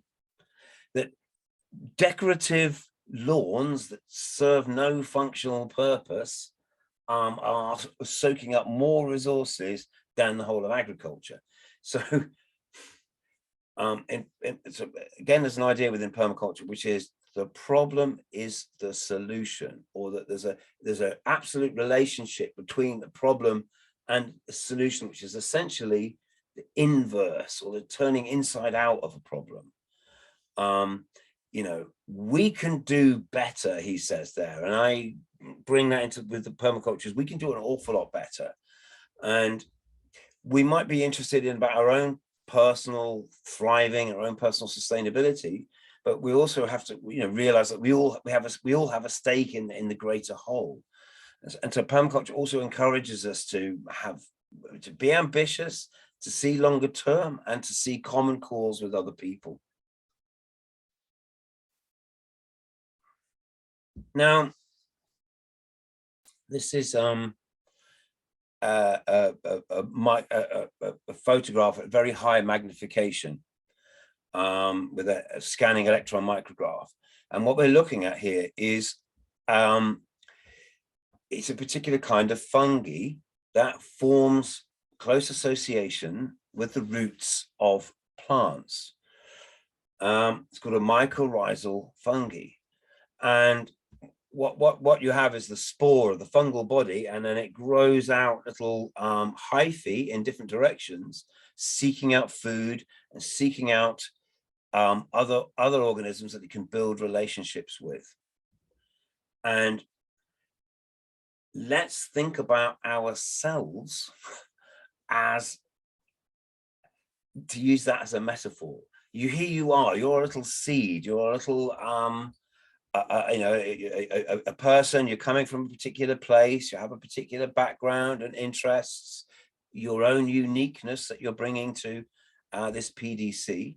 So I'm going to challenge you over the course of these 24 weeks is to reach out and build relationships with the people around you, or people on the other side of the world even, and use this opportunity to explore mutual goals, or the opposites, or shared lessons or insights, because I think, well, we know that the more links we have around us, the more connections we have around us, the stronger the community is that we're part of, and the more that systems become more resilient. So, and that's a word I think we're going to use a lot on the course of this course, is building in resilience. And resilience is our ability to withstand external shocks. So there's lots of changes going on in the world, energy and food prices, politics, and weather and stuff like that. Is we don't know how those changes might directly impact on us, but we can be sure that it'll create shock waves. It'll have it, it's already having impacts around us, and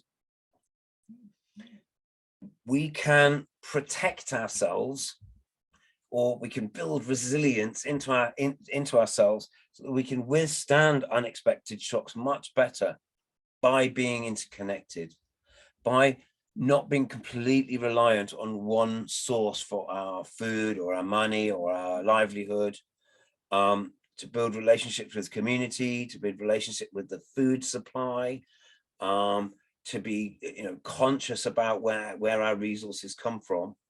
All of those things will really help. And through this PDC, we're going to be inviting you to strategically build alliances, to think about how we can build mutually beneficial relationships so that we can all flourish, so that we can go forward. And as much as what we hope to achieve through the Sector 39 network or with this academy is so that we can literally build those ongoing relationships and share our stories and find out where this takes us next, because who knows. I think the world is ready for a seismic shift, and I just see it as evolution. I see it as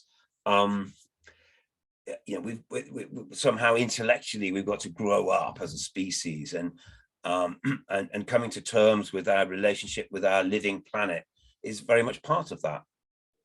So that's where I think we're at. These slides are all available. You can just download them off the resource page for this and there'll be a page for each episode of the course, so you can take your time. This is a photograph which I invite you to explore of what we're seeing really is a sort of typical suburban back garden of a house in the UK. And I'm seeing obviously this garden in the middle, this person has done permaculture course, and they've tried to cram in as many sort of ideas as they can into their space. And you can see the next door neighbors either side, that they just got a typical mown lawn. That's what we've seen most suburban houses here. And so kind of a monoculture. And it's really worth exploring that image and thinking about how many different things are going on within that space, how much diversity there is, and to think about the three-dimensionality of it. It's not like a mown lawn. There's structures, and there's animals, and there's trees, and there's layers to it. We can see the careful placement of things like the greenhouses to capture the sun. There's water trapment going on there, and I don't quite know how all the systems are linked, but I can kind of guess how perhaps it might be working. They've got some kind of maybe rabbits in that hutch, and maybe they're feeding leaves to that, which gives manure, which they can make compost from.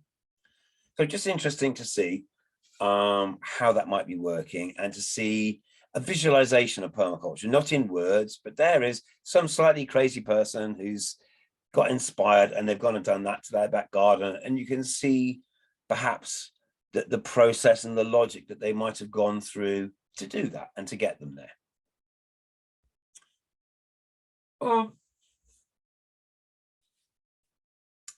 We share a planet, and ultimately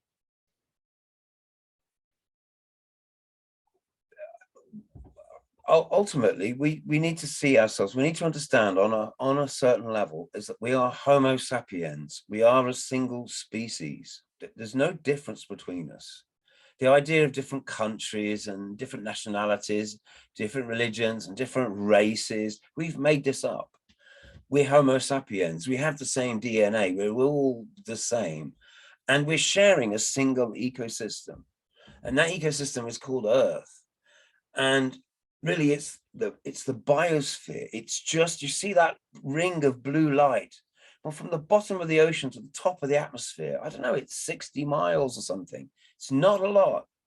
And that contains that little film of air and water is everything. Everything that's happening, life is happening in that little envelope. Now, someone said to me once that if you imagine planet Earth the size of a basketball, and you were to surround that basketball with cling film, the cling film's about the atmosphere, the depth of the atmosphere. So when you start to look at it like that a little bit, you start to realize that maybe our planetary system is much more fragile than perhaps we thought, and it's much more dynamic and responsive to the life that's going on within it. You know, the atmosphere is created by the cycles of the plants humidifying the air, creating rainfall, and that interacting with the climate of the planet is the backbone of what creates all the diversity that is here. So permaculture is making us wants to realize, wants to invite you to take part, to realize that you are part of cultivating this whole global ecosystem. You know, you might only be aware of how you're influencing it in a local way, but actually we're still all having a global impact. So again, that should be empowering for us to think about and to find our place within this much bigger system.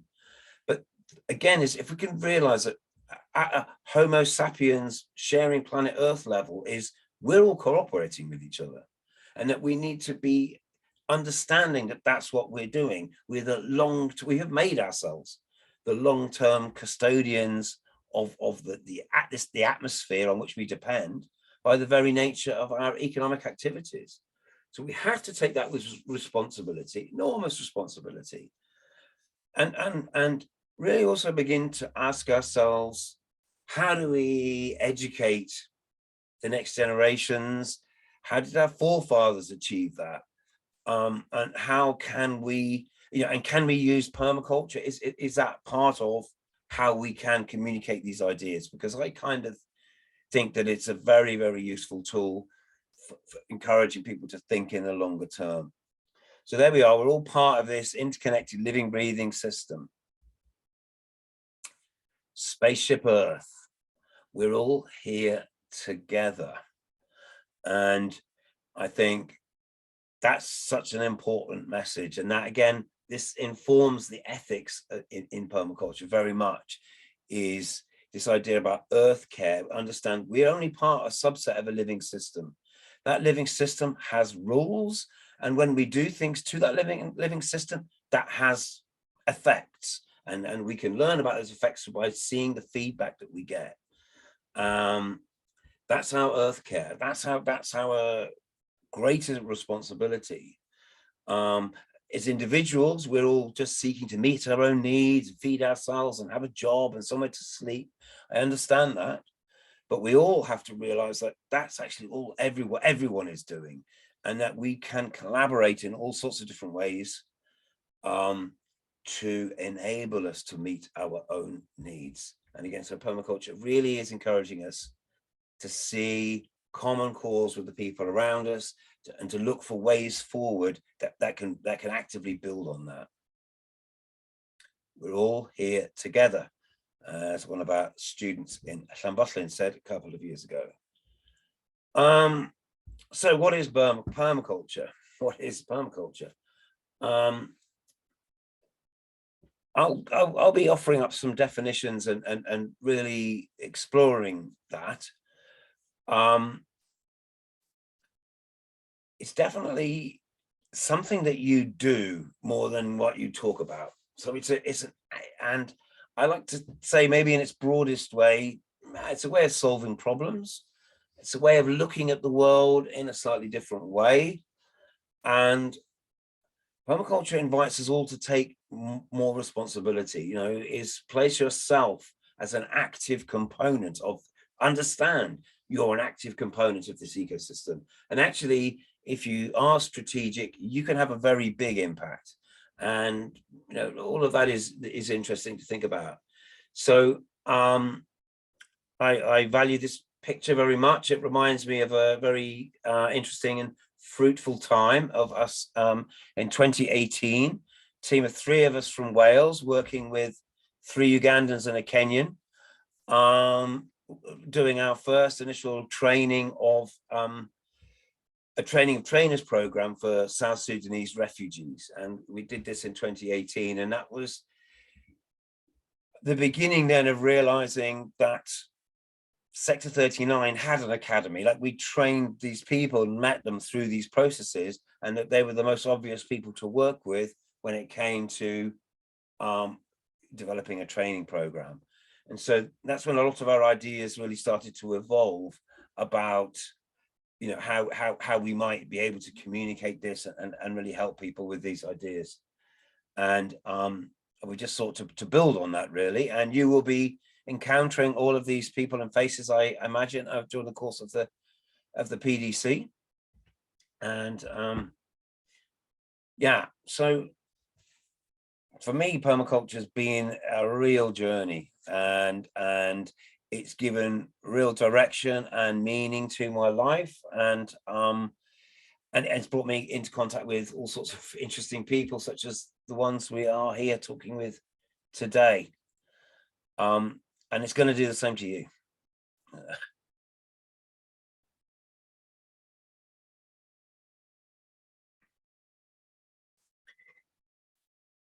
I got this diagram originally, I think, came from a guy who was a very important permaculture mentor to me, which is a guy called Chris Dixon here in North Wales. And he set it out, and I like the way that it's a pattern. It helps us perhaps visualize it. So permaculture perhaps is the relationship between these 3 things. It is a set of ethics. There's sort of like a guiding principles. It's sort of like, it's like the steering mechanism. I see ethics as your long-term goals. What helps guide you to get to your long-term goals, maybe. It's a set of principles. Now, Mollison articulated a set of principles. David Holmgren rearranged them and created his principles. They don't disagree with each other. It's just a useful way of remembering, a useful way of looking and thinking at things, rather than thinking that this is like diktats. Permaculture is very undogmatic. But I think we've agreed you have to have some kind of ethics, otherwise you become shapeless. And the idea of principles is, this is what we derive from observing nature. This is what we've learned from observing nature. And then we've tried to then summarize that in something that's memorable and therefore useful. And then the third thing, of course, permaculture is a set of design tools, as in, we want to create actual change in the world. We're not just here to talk about it, we're here to actually make it happen. And the design tools are then how we translate, how we, if you like, how we make our ethics informed by our principles, how we make that manifest in the world, how we create change. And really, it's nothing more complex than setting out a plan that's based on logic. And I think that, again, that's how we can build consensus and we can draw people in, is if we can create a vision that people can see the same, understand the sense of it. And again, I think that's a big part of the challenges that we face, is to create a common story that is unifying and uniting. Recent years, so much has happened to be divisive between people, and I think permaculture again is trying to encourage us to see that bigger picture.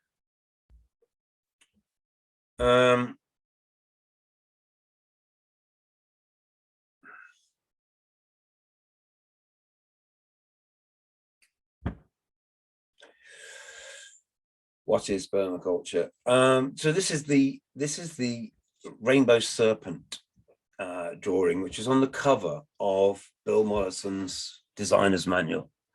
And some people really like it, and it's well traveled as an image, and it's been sort of celebrated. It doesn't work for everyone, and in some ways I don't know, it depends on your cultural concepts, I suppose. It contains a snake, a serpent. That doesn't always bode well for in every culture. And so we have to be conscious that any kind of symbols and things that we use, they can have two meanings. Beauty is in the eye of the beholder, we are reminded.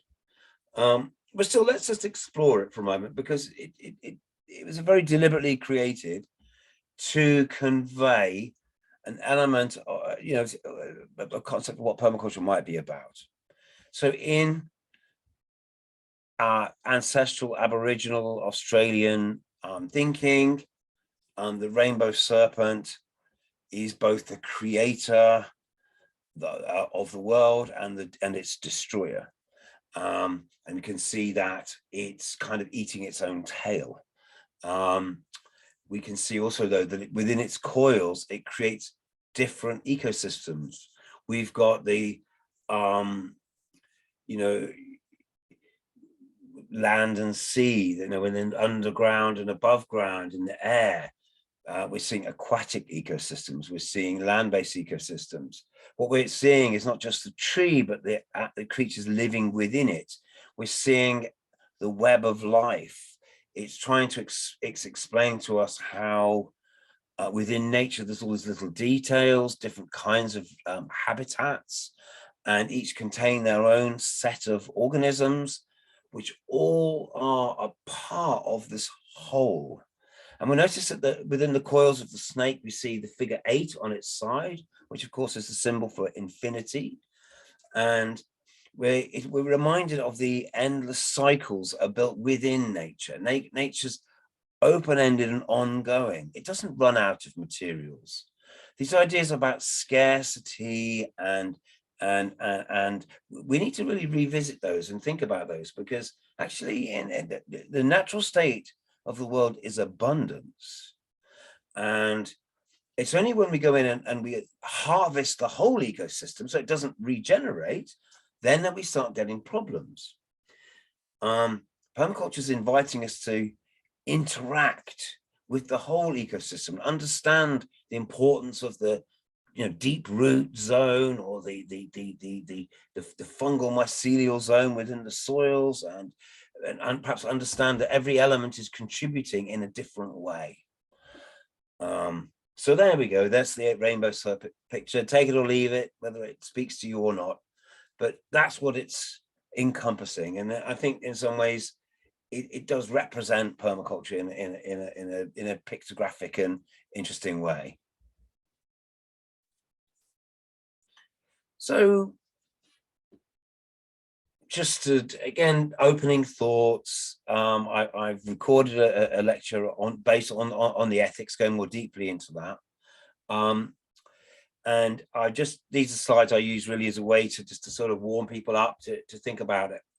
So here's again a few opening thoughts. I said to you earlier is in permaculture, we like this idea that the problem and the solution are intrinsically linked. Problem, solution. Sometimes if we can flip something and turn it inside out, what might seem like it was totally destructive then becomes something that's replenishing. But unchecked problems tend to get worse. So there's this idea of spirals of destruction, of negative destructive spirals, that as a situation degrades and depletes, then we can get acceleration happening. And in some ways, we're seeing all the cracks appearing in our society around us. We're challenged to see, how can we see beyond that? How can we find what is the solution to the unraveling of globalized capitalism? Yeah, maybe we won't get the answer to that straight away, but what permaculture teaches, if we can make strategic interventions, we can turn challenges into assets. So if something is slowly eroding away, but if we can slow that down or block it, then it might rebuild itself. We know that unchecked problems tend to amplify and become worse, but maybe by understanding how we get these spirals, we can create beneficial feedback loops, positive feedback loops. What would it take? How many people would we have to train in permaculture, or how many gardens we have to create before that becomes self-reinforcing, because that becomes the prevailing way of doing things? Maybe that's a rather a grand example, but that's what we're looking to do, is to find that strategic intervention to flip something so that instead of it going on and becoming increasingly destructive, it then starts to rebuild itself. So earlier on, we were talking to Tesfahoon, who's talking about training farmers in remote parts of Ethiopia, and how they've become very reliant on using, doing monocultures and using fertilizers and using pesticides, and being scared to move away from that, but each year having to use more because the situation is breaking down. There's a spiral of destruction. Where Tesfahoon could make interventions and start to encourage people to use a small part of their farm to diversify, to grow vegetables, to explore organic methods, is they started getting results, and that then starts to create a reinforcing feedback loop. So permaculture, in a clever way, helps turn problems into solutions. And as communities or people start to experience problems, that's when they most realize that permaculture is going to be useful to them, which I think is in part why teaching in refugee settlements had such an impact, because people had quite of an immediate resource need, and permaculture helped them address that. And so again, I think it's going to be really interesting. Through this PDC, we're going to be touching with people in orphanages and different refugee settlements in Kenya and Uganda, and where there is starting to be a buzz around permaculture, people starting to begin to perceive that it's something that might be useful. So let's see where that goes. It'll be very interesting. Hate multiplies hate is a quote. This is about negative feedback loops. Quote from Martin Luther King: hate multiplies hate, violence multiplies violence, and toughness multiplies toughness, in a descending spiral of destruction. How do we break out of it? How do we find our way to peace? How do we find our way to resolutions? These are all, really big questions. But well, yeah. So this is about feedback loops and climate feedback loops. I'm going to jump over that. I'm going to perhaps take us to this model and kind of summarize the first part of our permaculture journey with this simple model, which is a consensus building tool. And the idea is supposed to show kind of a journey. Is if I was to say right now, okay, we need to work up a shopping list of what we need to build our garden, is we wouldn't know where to begin because we haven't discussed what the steps are. That would be the wrong way around to do it. So what would be the right way around? How do we come together as a group, or how might any group of people come together and agree about what it is that they need to do and what resources that they might need to achieve that? And I'm going to argue very strongly, and I'm going to argue consistently throughout the PDC, that it begins with coming together about values. And that's why I think the ethics in permaculture is so important. Earth care, people care, fair share. If we are prepared to damage the planet or damage other communities to get to our goals, then ultimately our goals will be counterproductive.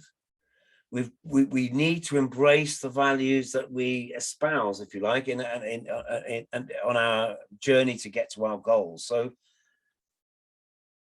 and as I was saying in the ethics lecture, and I'll maybe just say a couple of things about that here now, is the problem with ethics or having ethical framework is That's a bit judgmental. You don't get to tell other people what their values are. That doesn't, world doesn't really work like that. Or depending on how you might frame that, I guess. Permaculture's not dictatorial. It's not dogmatic. So, and what happens if we have ethics and we don't manage to achieve them? How does that work? So I think at the heart of the permaculture value set, the permaculture values, is the recognition we're all fallible. We're all just doing the best we can to survive. And depending on our circumstances and how desperate we might feel, is survival can be very immediate. And we might have very short-term goals in terms of, you know, food and shelter and safety and warmth and so forth. But once we've got past those immediate core pressing needs, it then becomes then a question about, well, what do we do with what we have left over? Once I've survived, once I've managed to, you know, meet my own core needs, is, well, you invest, it's in your own interest, is to build alliances with other people.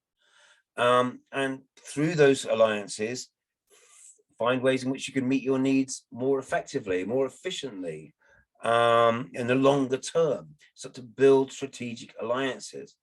So absolutely central within permaculture is we're trying to build mutually beneficial relationships. That's what we're trying to do. And if we can bring that into our core value set, understanding that, yes, we're trying to meet our own needs, and yes, none of us are perfect, and sometimes we're compromised in doing that. So we can cut each other a bit of slack, but also understand that we're all trying to do that. And if we can all be supportive in that process, and that brings us into this realm of the people care, of you know, long-term cooperation and being prepared to invest in people. It's going to take everyone to solve the problems. We're going to have to be inclusive.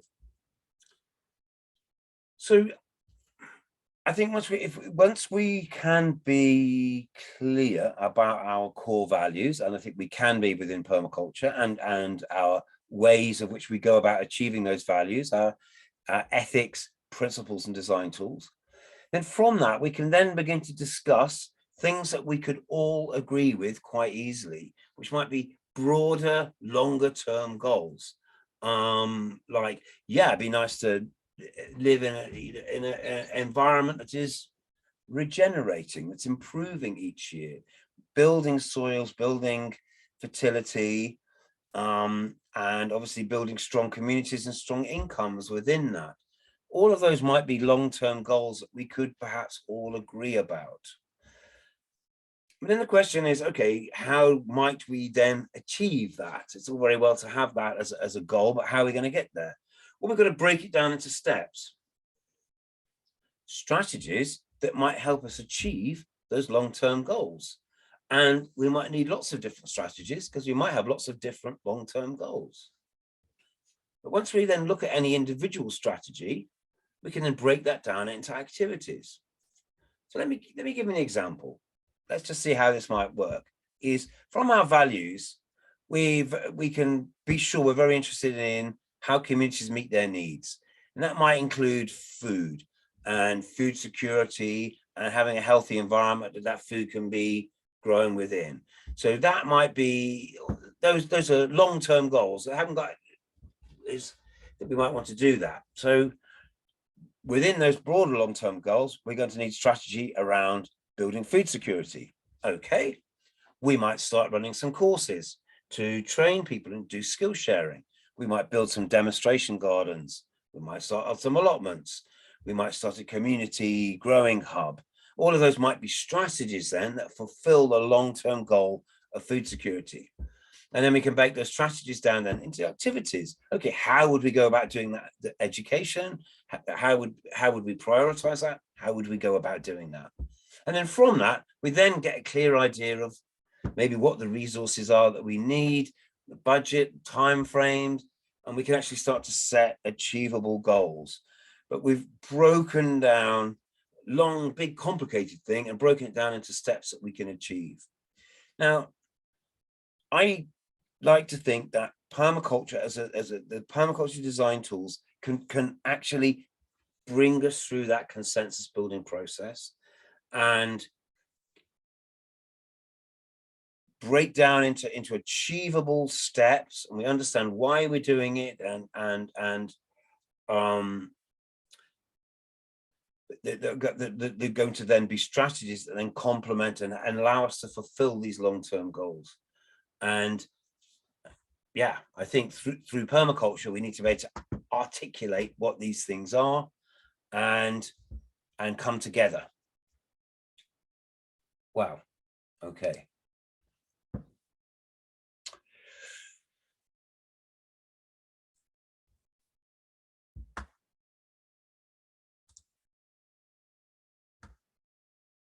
Introductory thoughts. There we go.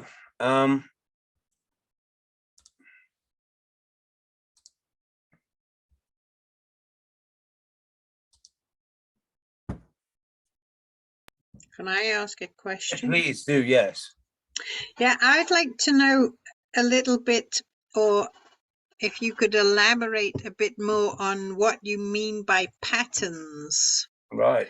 Because are we talking about, because I come from the social world in terms of my work, and this is kind of quite new for me.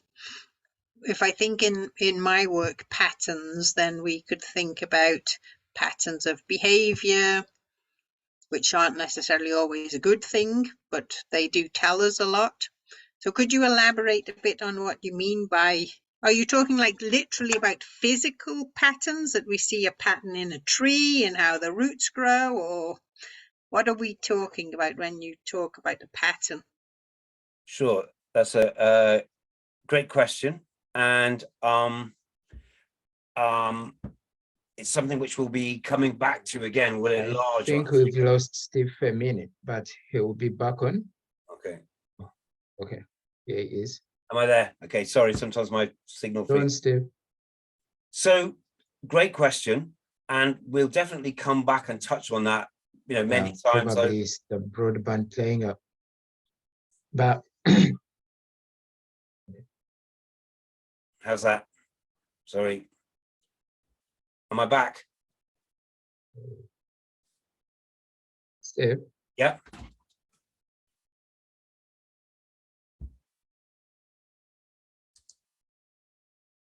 Steve, we can hear you now.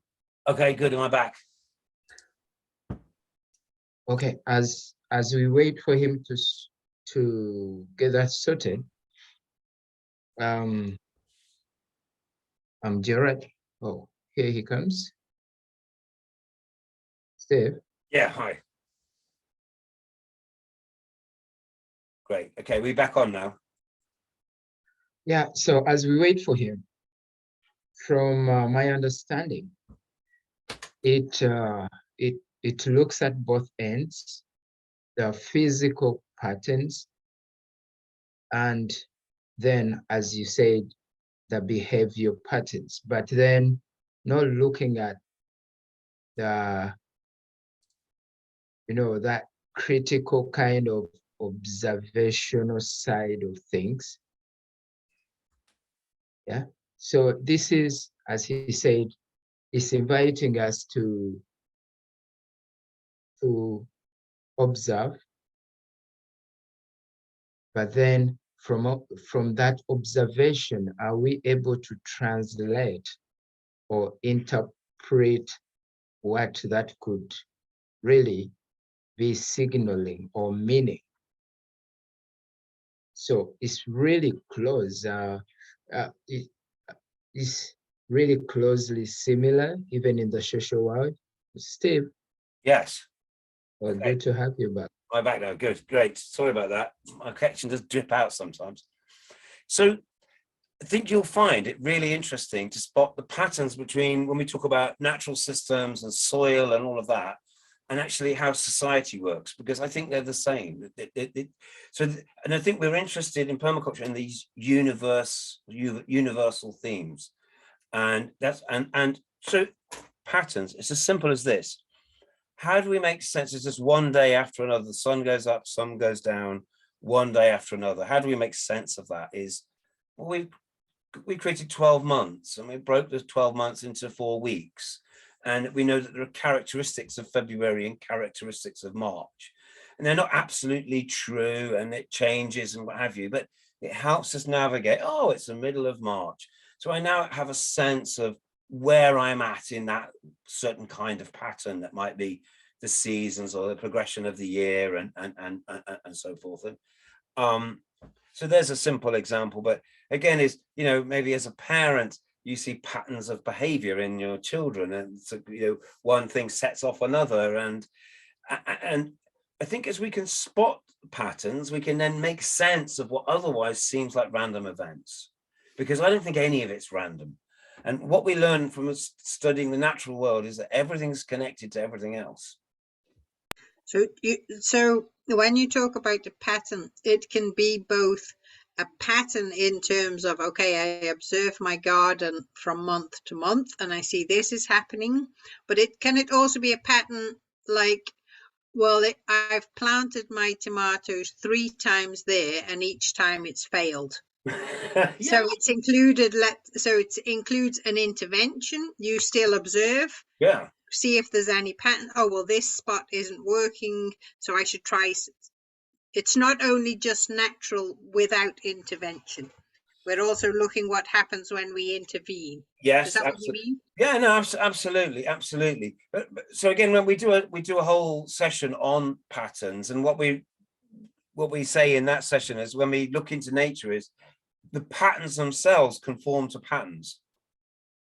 And there are certain archetypes that you just see again and again and again, whether it's the branching of a river or the branching of your venal system or your bronchioles in your lungs, or how you know, the root system works. Is there's a reason for that, and it's because it has a function, that sort of pattern. So yeah, so it's all good, it's all good raw ingredients, if you like.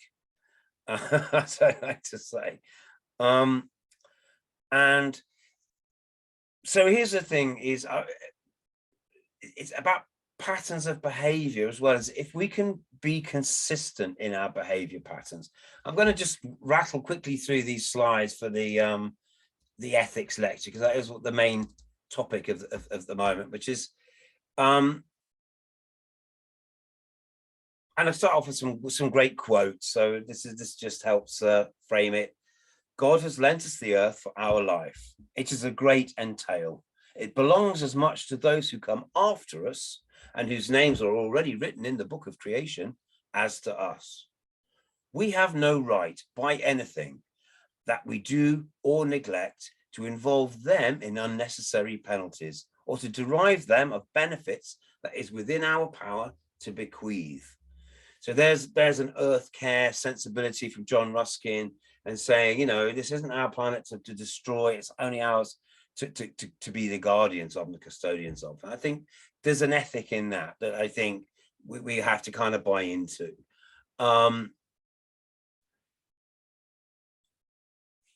We've been on this path of sustainable development, being told that that's a good thing and that's what we should be doing. I've spent my life studying this and being part of this movement, really. And again, I keep coming back and asking critical questions. So it says within it that sustainable development is difficult to define, let alone implement. And advocates and proponents may all interpret it in different ways. So we have this problem within permaculture as well. We say we're trying to do things and improve things, but how do we know? So I think this is actually some very key questions right from the beginning.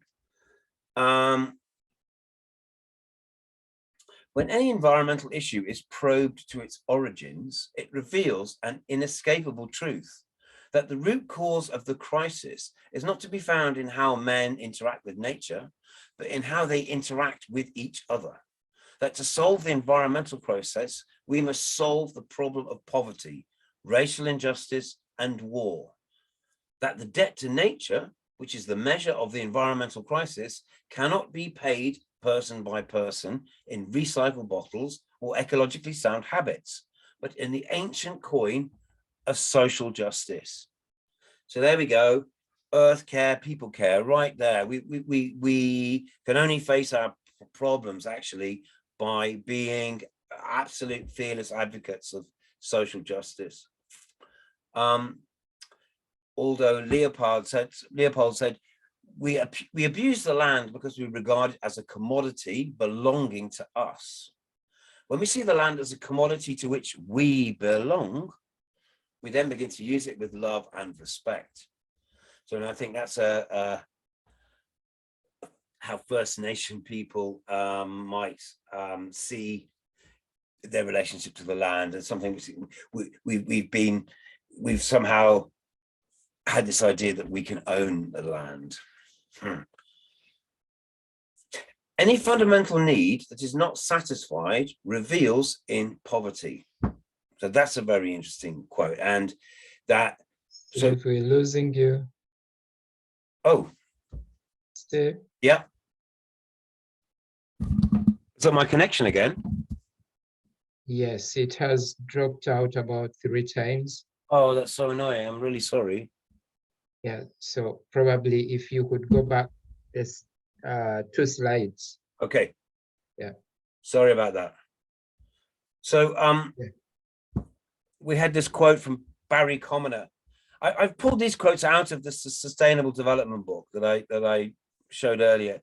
And he says, when any environmental issue is probed to its origins, it reveals an inescapable truth, that the root cause of the crisis is not to be found in how men interact with nature, but in how they interact with each other. That to solve the environmental crisis, we must solve the problem of poverty, racial injustice, and war. That the debt to nature, which is the measure of the environmental crisis, cannot be paid person by person in recycled bottles or ecologically sound habits, but in the ancient coin of social justice. So there's the people care. We actually have to be, fearless warriors for social justice if we want to solve the environmental crisis. We want to address the climate problem. It's about human inclusion and about our relationships with each other. And that comes across again and again and again. So it's a very interesting quote, that one. So although Leopold, we abuse the land because we regard it as a commodity belonging to us. When we see the land as a community to which we belong, we begin to use it with love and respect. So, and I think that kind of reflects perhaps how many First Nation elders consider their relationship of not land ownership, but of belonging to the land, understanding we're only part of this. And we're latecomers to the party too. So, and I think this is the evolutionary step that humanity, Homo sapiens, has to make. And I think that's what we're all trying to achieve right now.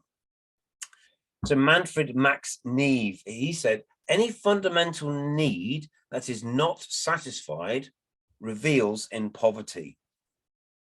So when we go back and we consider, so poverty is a failure to meet human needs. When we meet human needs, we can then unleash the creativity of Homo sapiens.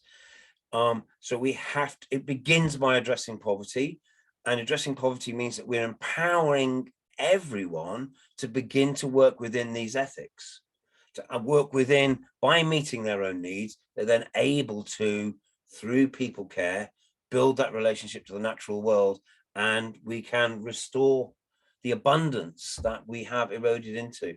I strongly feel that's what is needed to do. So this is another quote, E.F. Schumacher, who was, of course, Chancellor of West Germany and author of Small is Beautiful. He said, call a thing immoral or ugly, soul destroying, or a degradation of man, a peril to the peace of the world, or to the well-being of future generations. As long as you have not shown it to be uneconomic, you have not really questioned its right to exist, grow, and prosper. So there really he's saying is we're allowing economic decisions to drive our behavior, not actually our human values, our ethics. If something's profit bearer, if it produces, if it's, as long as it isn't economic, we're going to do it. That's what he's saying. And that's what's got us into the problems that we're in. So again, I think with the permaculture ethics, it's challenges to be more purposeful and to realize, you know, that we'll never achieve this long-term goal of peace and prosperity if we don't embody those values in our journey to achieve it. John Muir said, when we try to pick out anything by itself, we find it to be hitched to everything else in the universe.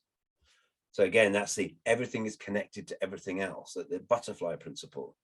And I think, again, that's something that's very core within permaculture, is as we approach our relationship to any kind of change, society, landscape, the economics, everything's connected to everything else. We make one small change and it maps itself out, mirrors itself out across the network. So if we do things right, we can have a really big collective impact. If we do things wrong, then we need to pay attention and make changes. Someone said to me once, if you don't stand for something, you might fall for anything. So again, that's about being clear. Is I found it, permaculture, a very, very useful steering mechanism in my life. And when I came across it, I was sort of in my 20s, and I just knew what I didn't want. I didn't know what I actively wanted. I just knew that I was cross about a lot of things and fed up with militarism and consumerism and racism and sexism and all of those things. But what did I want? And it was only really through permaculture that I realized I could begin to articulate that in a really clear and positive way. And that, yeah, well, I go off on a whole load of different things in this slideshow, but how we go about meeting our needs really matters, because it has impacts on the natural world, it has impacts on other countries, impacts on, you know, all sorts of different things, and we should be conscious of that fact.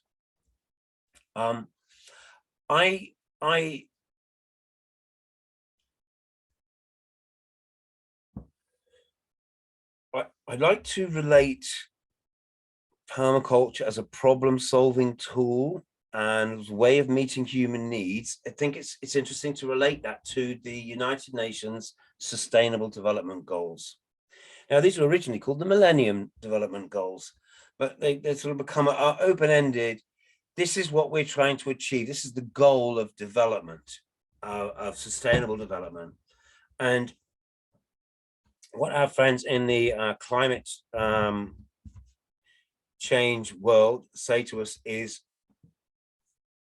if we want to solve the climate crisis, we need to deliver on all 17 of the Sustainable Development Goals. And in the process of doing that, the climate problem will go away. And it's really interesting to see that number one is no poverty. So that's a hugely challenging and enormous concept. And I'm not quite sure what the world is doing right now to address no poverty. Zero hunger, good health and well-being, quality education, gender equality, clean water and sanitation. All of those things are what creates no poverty and healthy people. So we might be, as much as we're concerned about the environment, about the atmosphere of our planet, about soils, about biodiversity, how do we resolve these things? By addressing poverty, by ending hunger, and through education. So think how much permaculture has to offer in those first few half a dozen SDGs. Permaculture can help us progress on all of those things without requiring lots of external investment. Okay, we need affordable and clean energy. We need a functioning economy. I'm not so sure much about the growth. And we're obviously going to need industry and infrastructure around that so that we can have a functioning economy. Number 10 is about reducing inequalities. 11, sustainable cities, responsible consumption, climate action, thinking about life below water, and obviously any pollution on land ends up in the sea. And so therefore we need to think about life on land. And how how the hell are we going to achieve these things? Because these are all enormously big and long-term complicated goals. So we go back to our using our ethical framework to identify long-term goals. Well, here's some long-term goals. How are we going to achieve them? Well, the only clue it gives us is 16: peace, justice, and strong institutions. I'm not sure where those institutions are or how strong they are. We perhaps need to create those ourselves. We need to define what those might be, but the things that can enable us to bring permaculture forward to help to address this bigger picture. And 17 is we need partnerships for those goals. And that I think, again, is, you mean mutually beneficial relationships, interconnected systems that are supportive and have the ability to regenerate and learn. Okay, who's with me so far? I mean, I think the SDGs are kind of, they're nice things to think about, but it's not a smorgasbord. We don't get to pick and mix on this. We have to achieve all of them. And that has to be for everyone. No poverty means everyone. It doesn't mean, we'll just write off a few countries and call them debtor nations or something. So this is a big, big challenge. But I think if the problem is the solution, the fact that we have 8 billion people on the planet right now is if those people can be empowered and educated to be the solution, and we fix the ecological problem right there and then. And I think we can do it. I think it's totally possible. Okay, so I think if I'm not trying to sell permaculture, as I would say, I'm not trying to persuade anybody of anything really. I just wanted to share perspectives. But the thing that I think I want to push out to people is to make them realize is that permaculture is for you. It's about you. It starts with you. The most interesting subject in the world is you or oneself. And ask the question, how do we have needs? As I like to say, everybody, life's no fun without breakfast. We have to feed ourselves. We have to clothe ourselves. We need certain, we need, how many pairs of boots do you need and stuff like that. So the first question, the first things that we're thinking about is how do we meet our own needs? What are our needs? What are our priorities? What are our objectives? Is there a difference between wants and needs? Can we balance a priority between our needs for personally and perhaps for other people? So these are really fundamental questions that we have to ask ourselves, right from day one.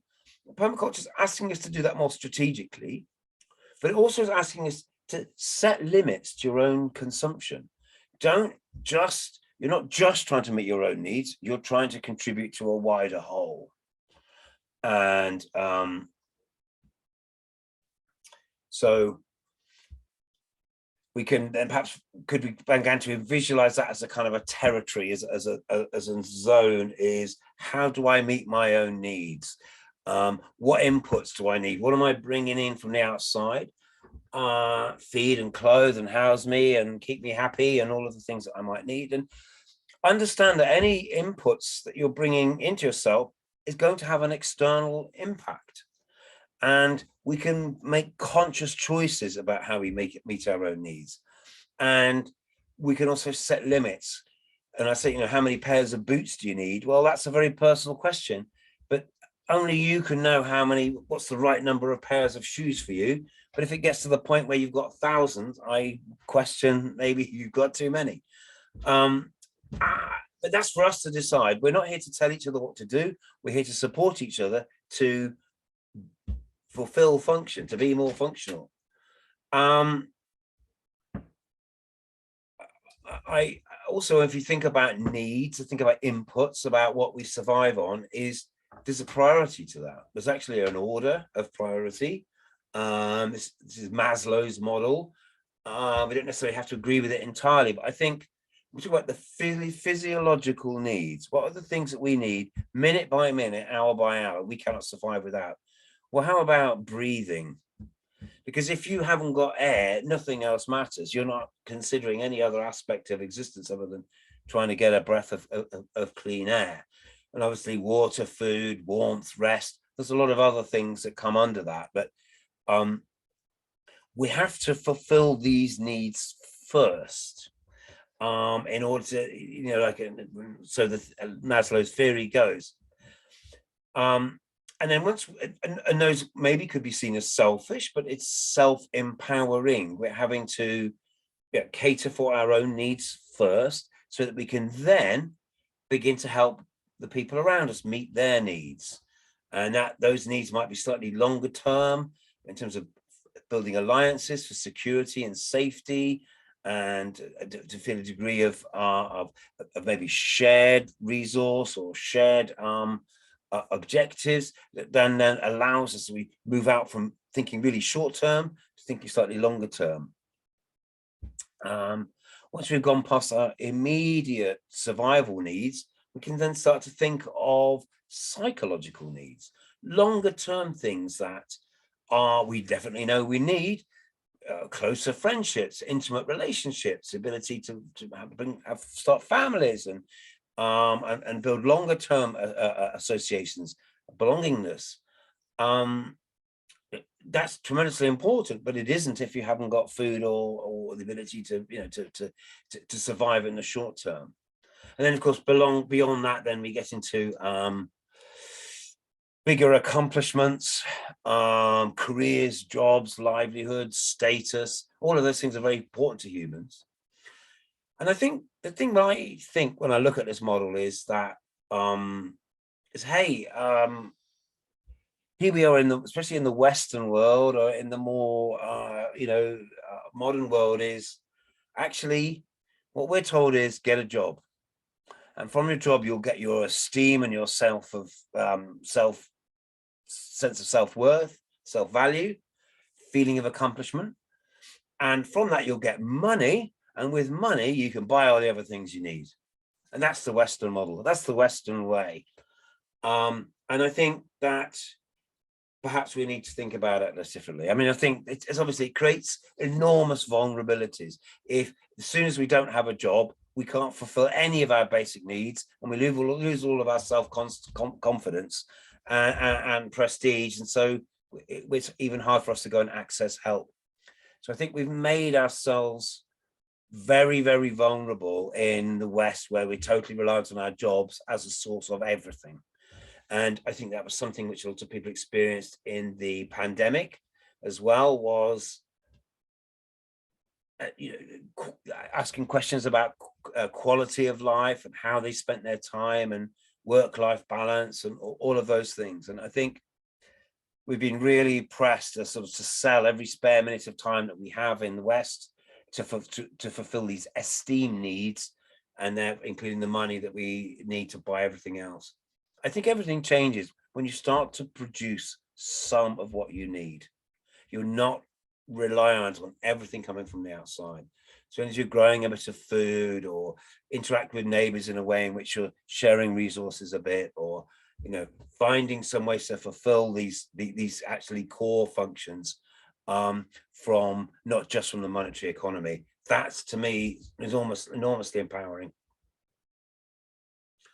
So in this sort of ethics model, I sort of think, well, there's the self and the considerations about what needs and resources we might need.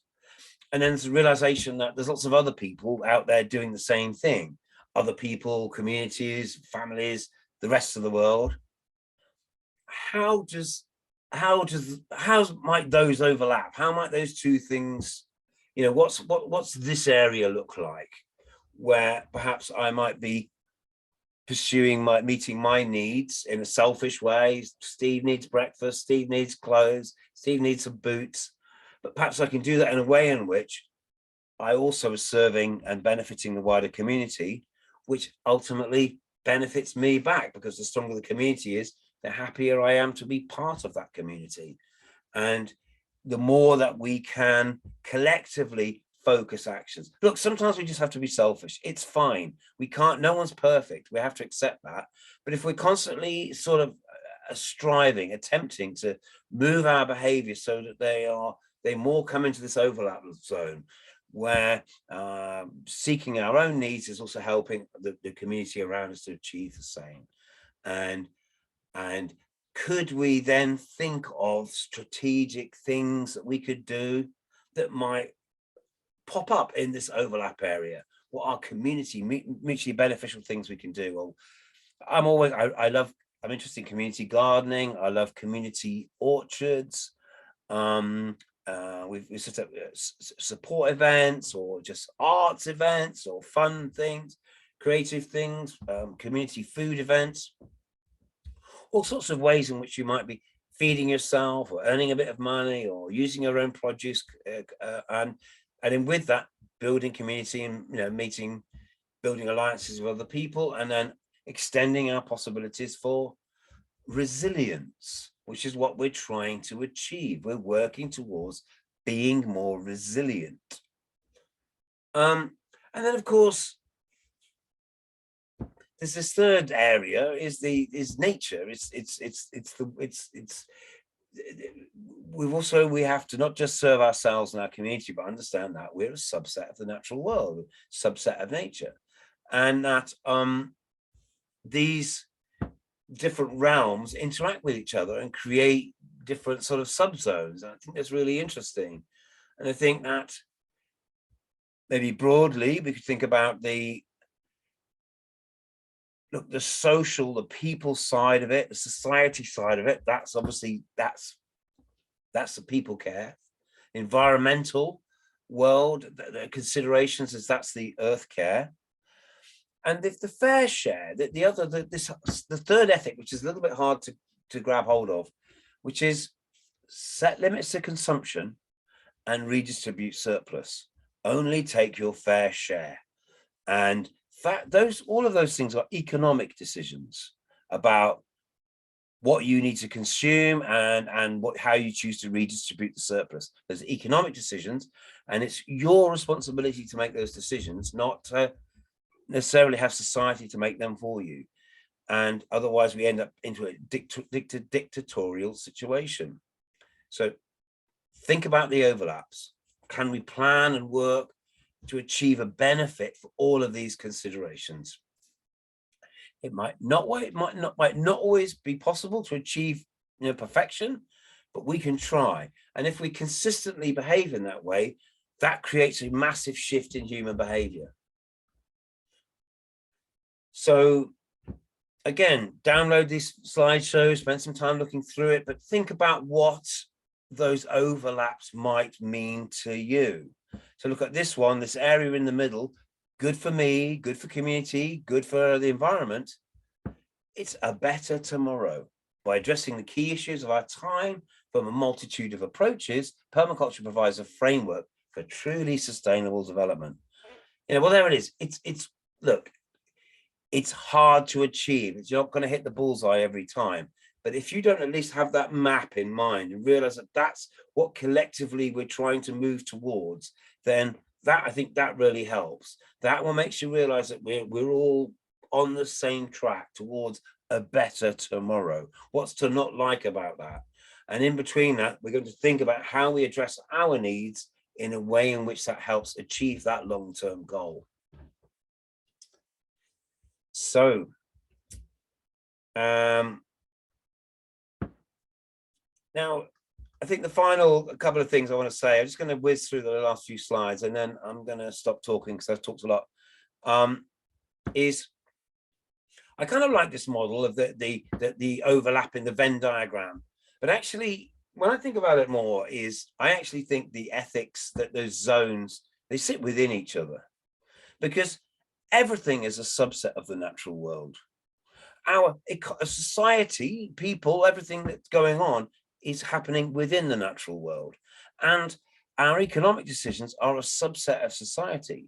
So as an individual, I'm only a subset of a wider society, and a wider society only exists because it's a subset of the natural world.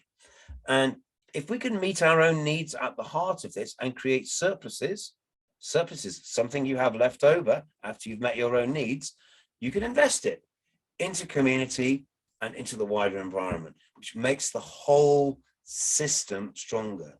And again, is the unifying idea in permaculture is to try and make every person realize that we're all stakeholders in this reality. And we all can become contributors and players in this wider reality.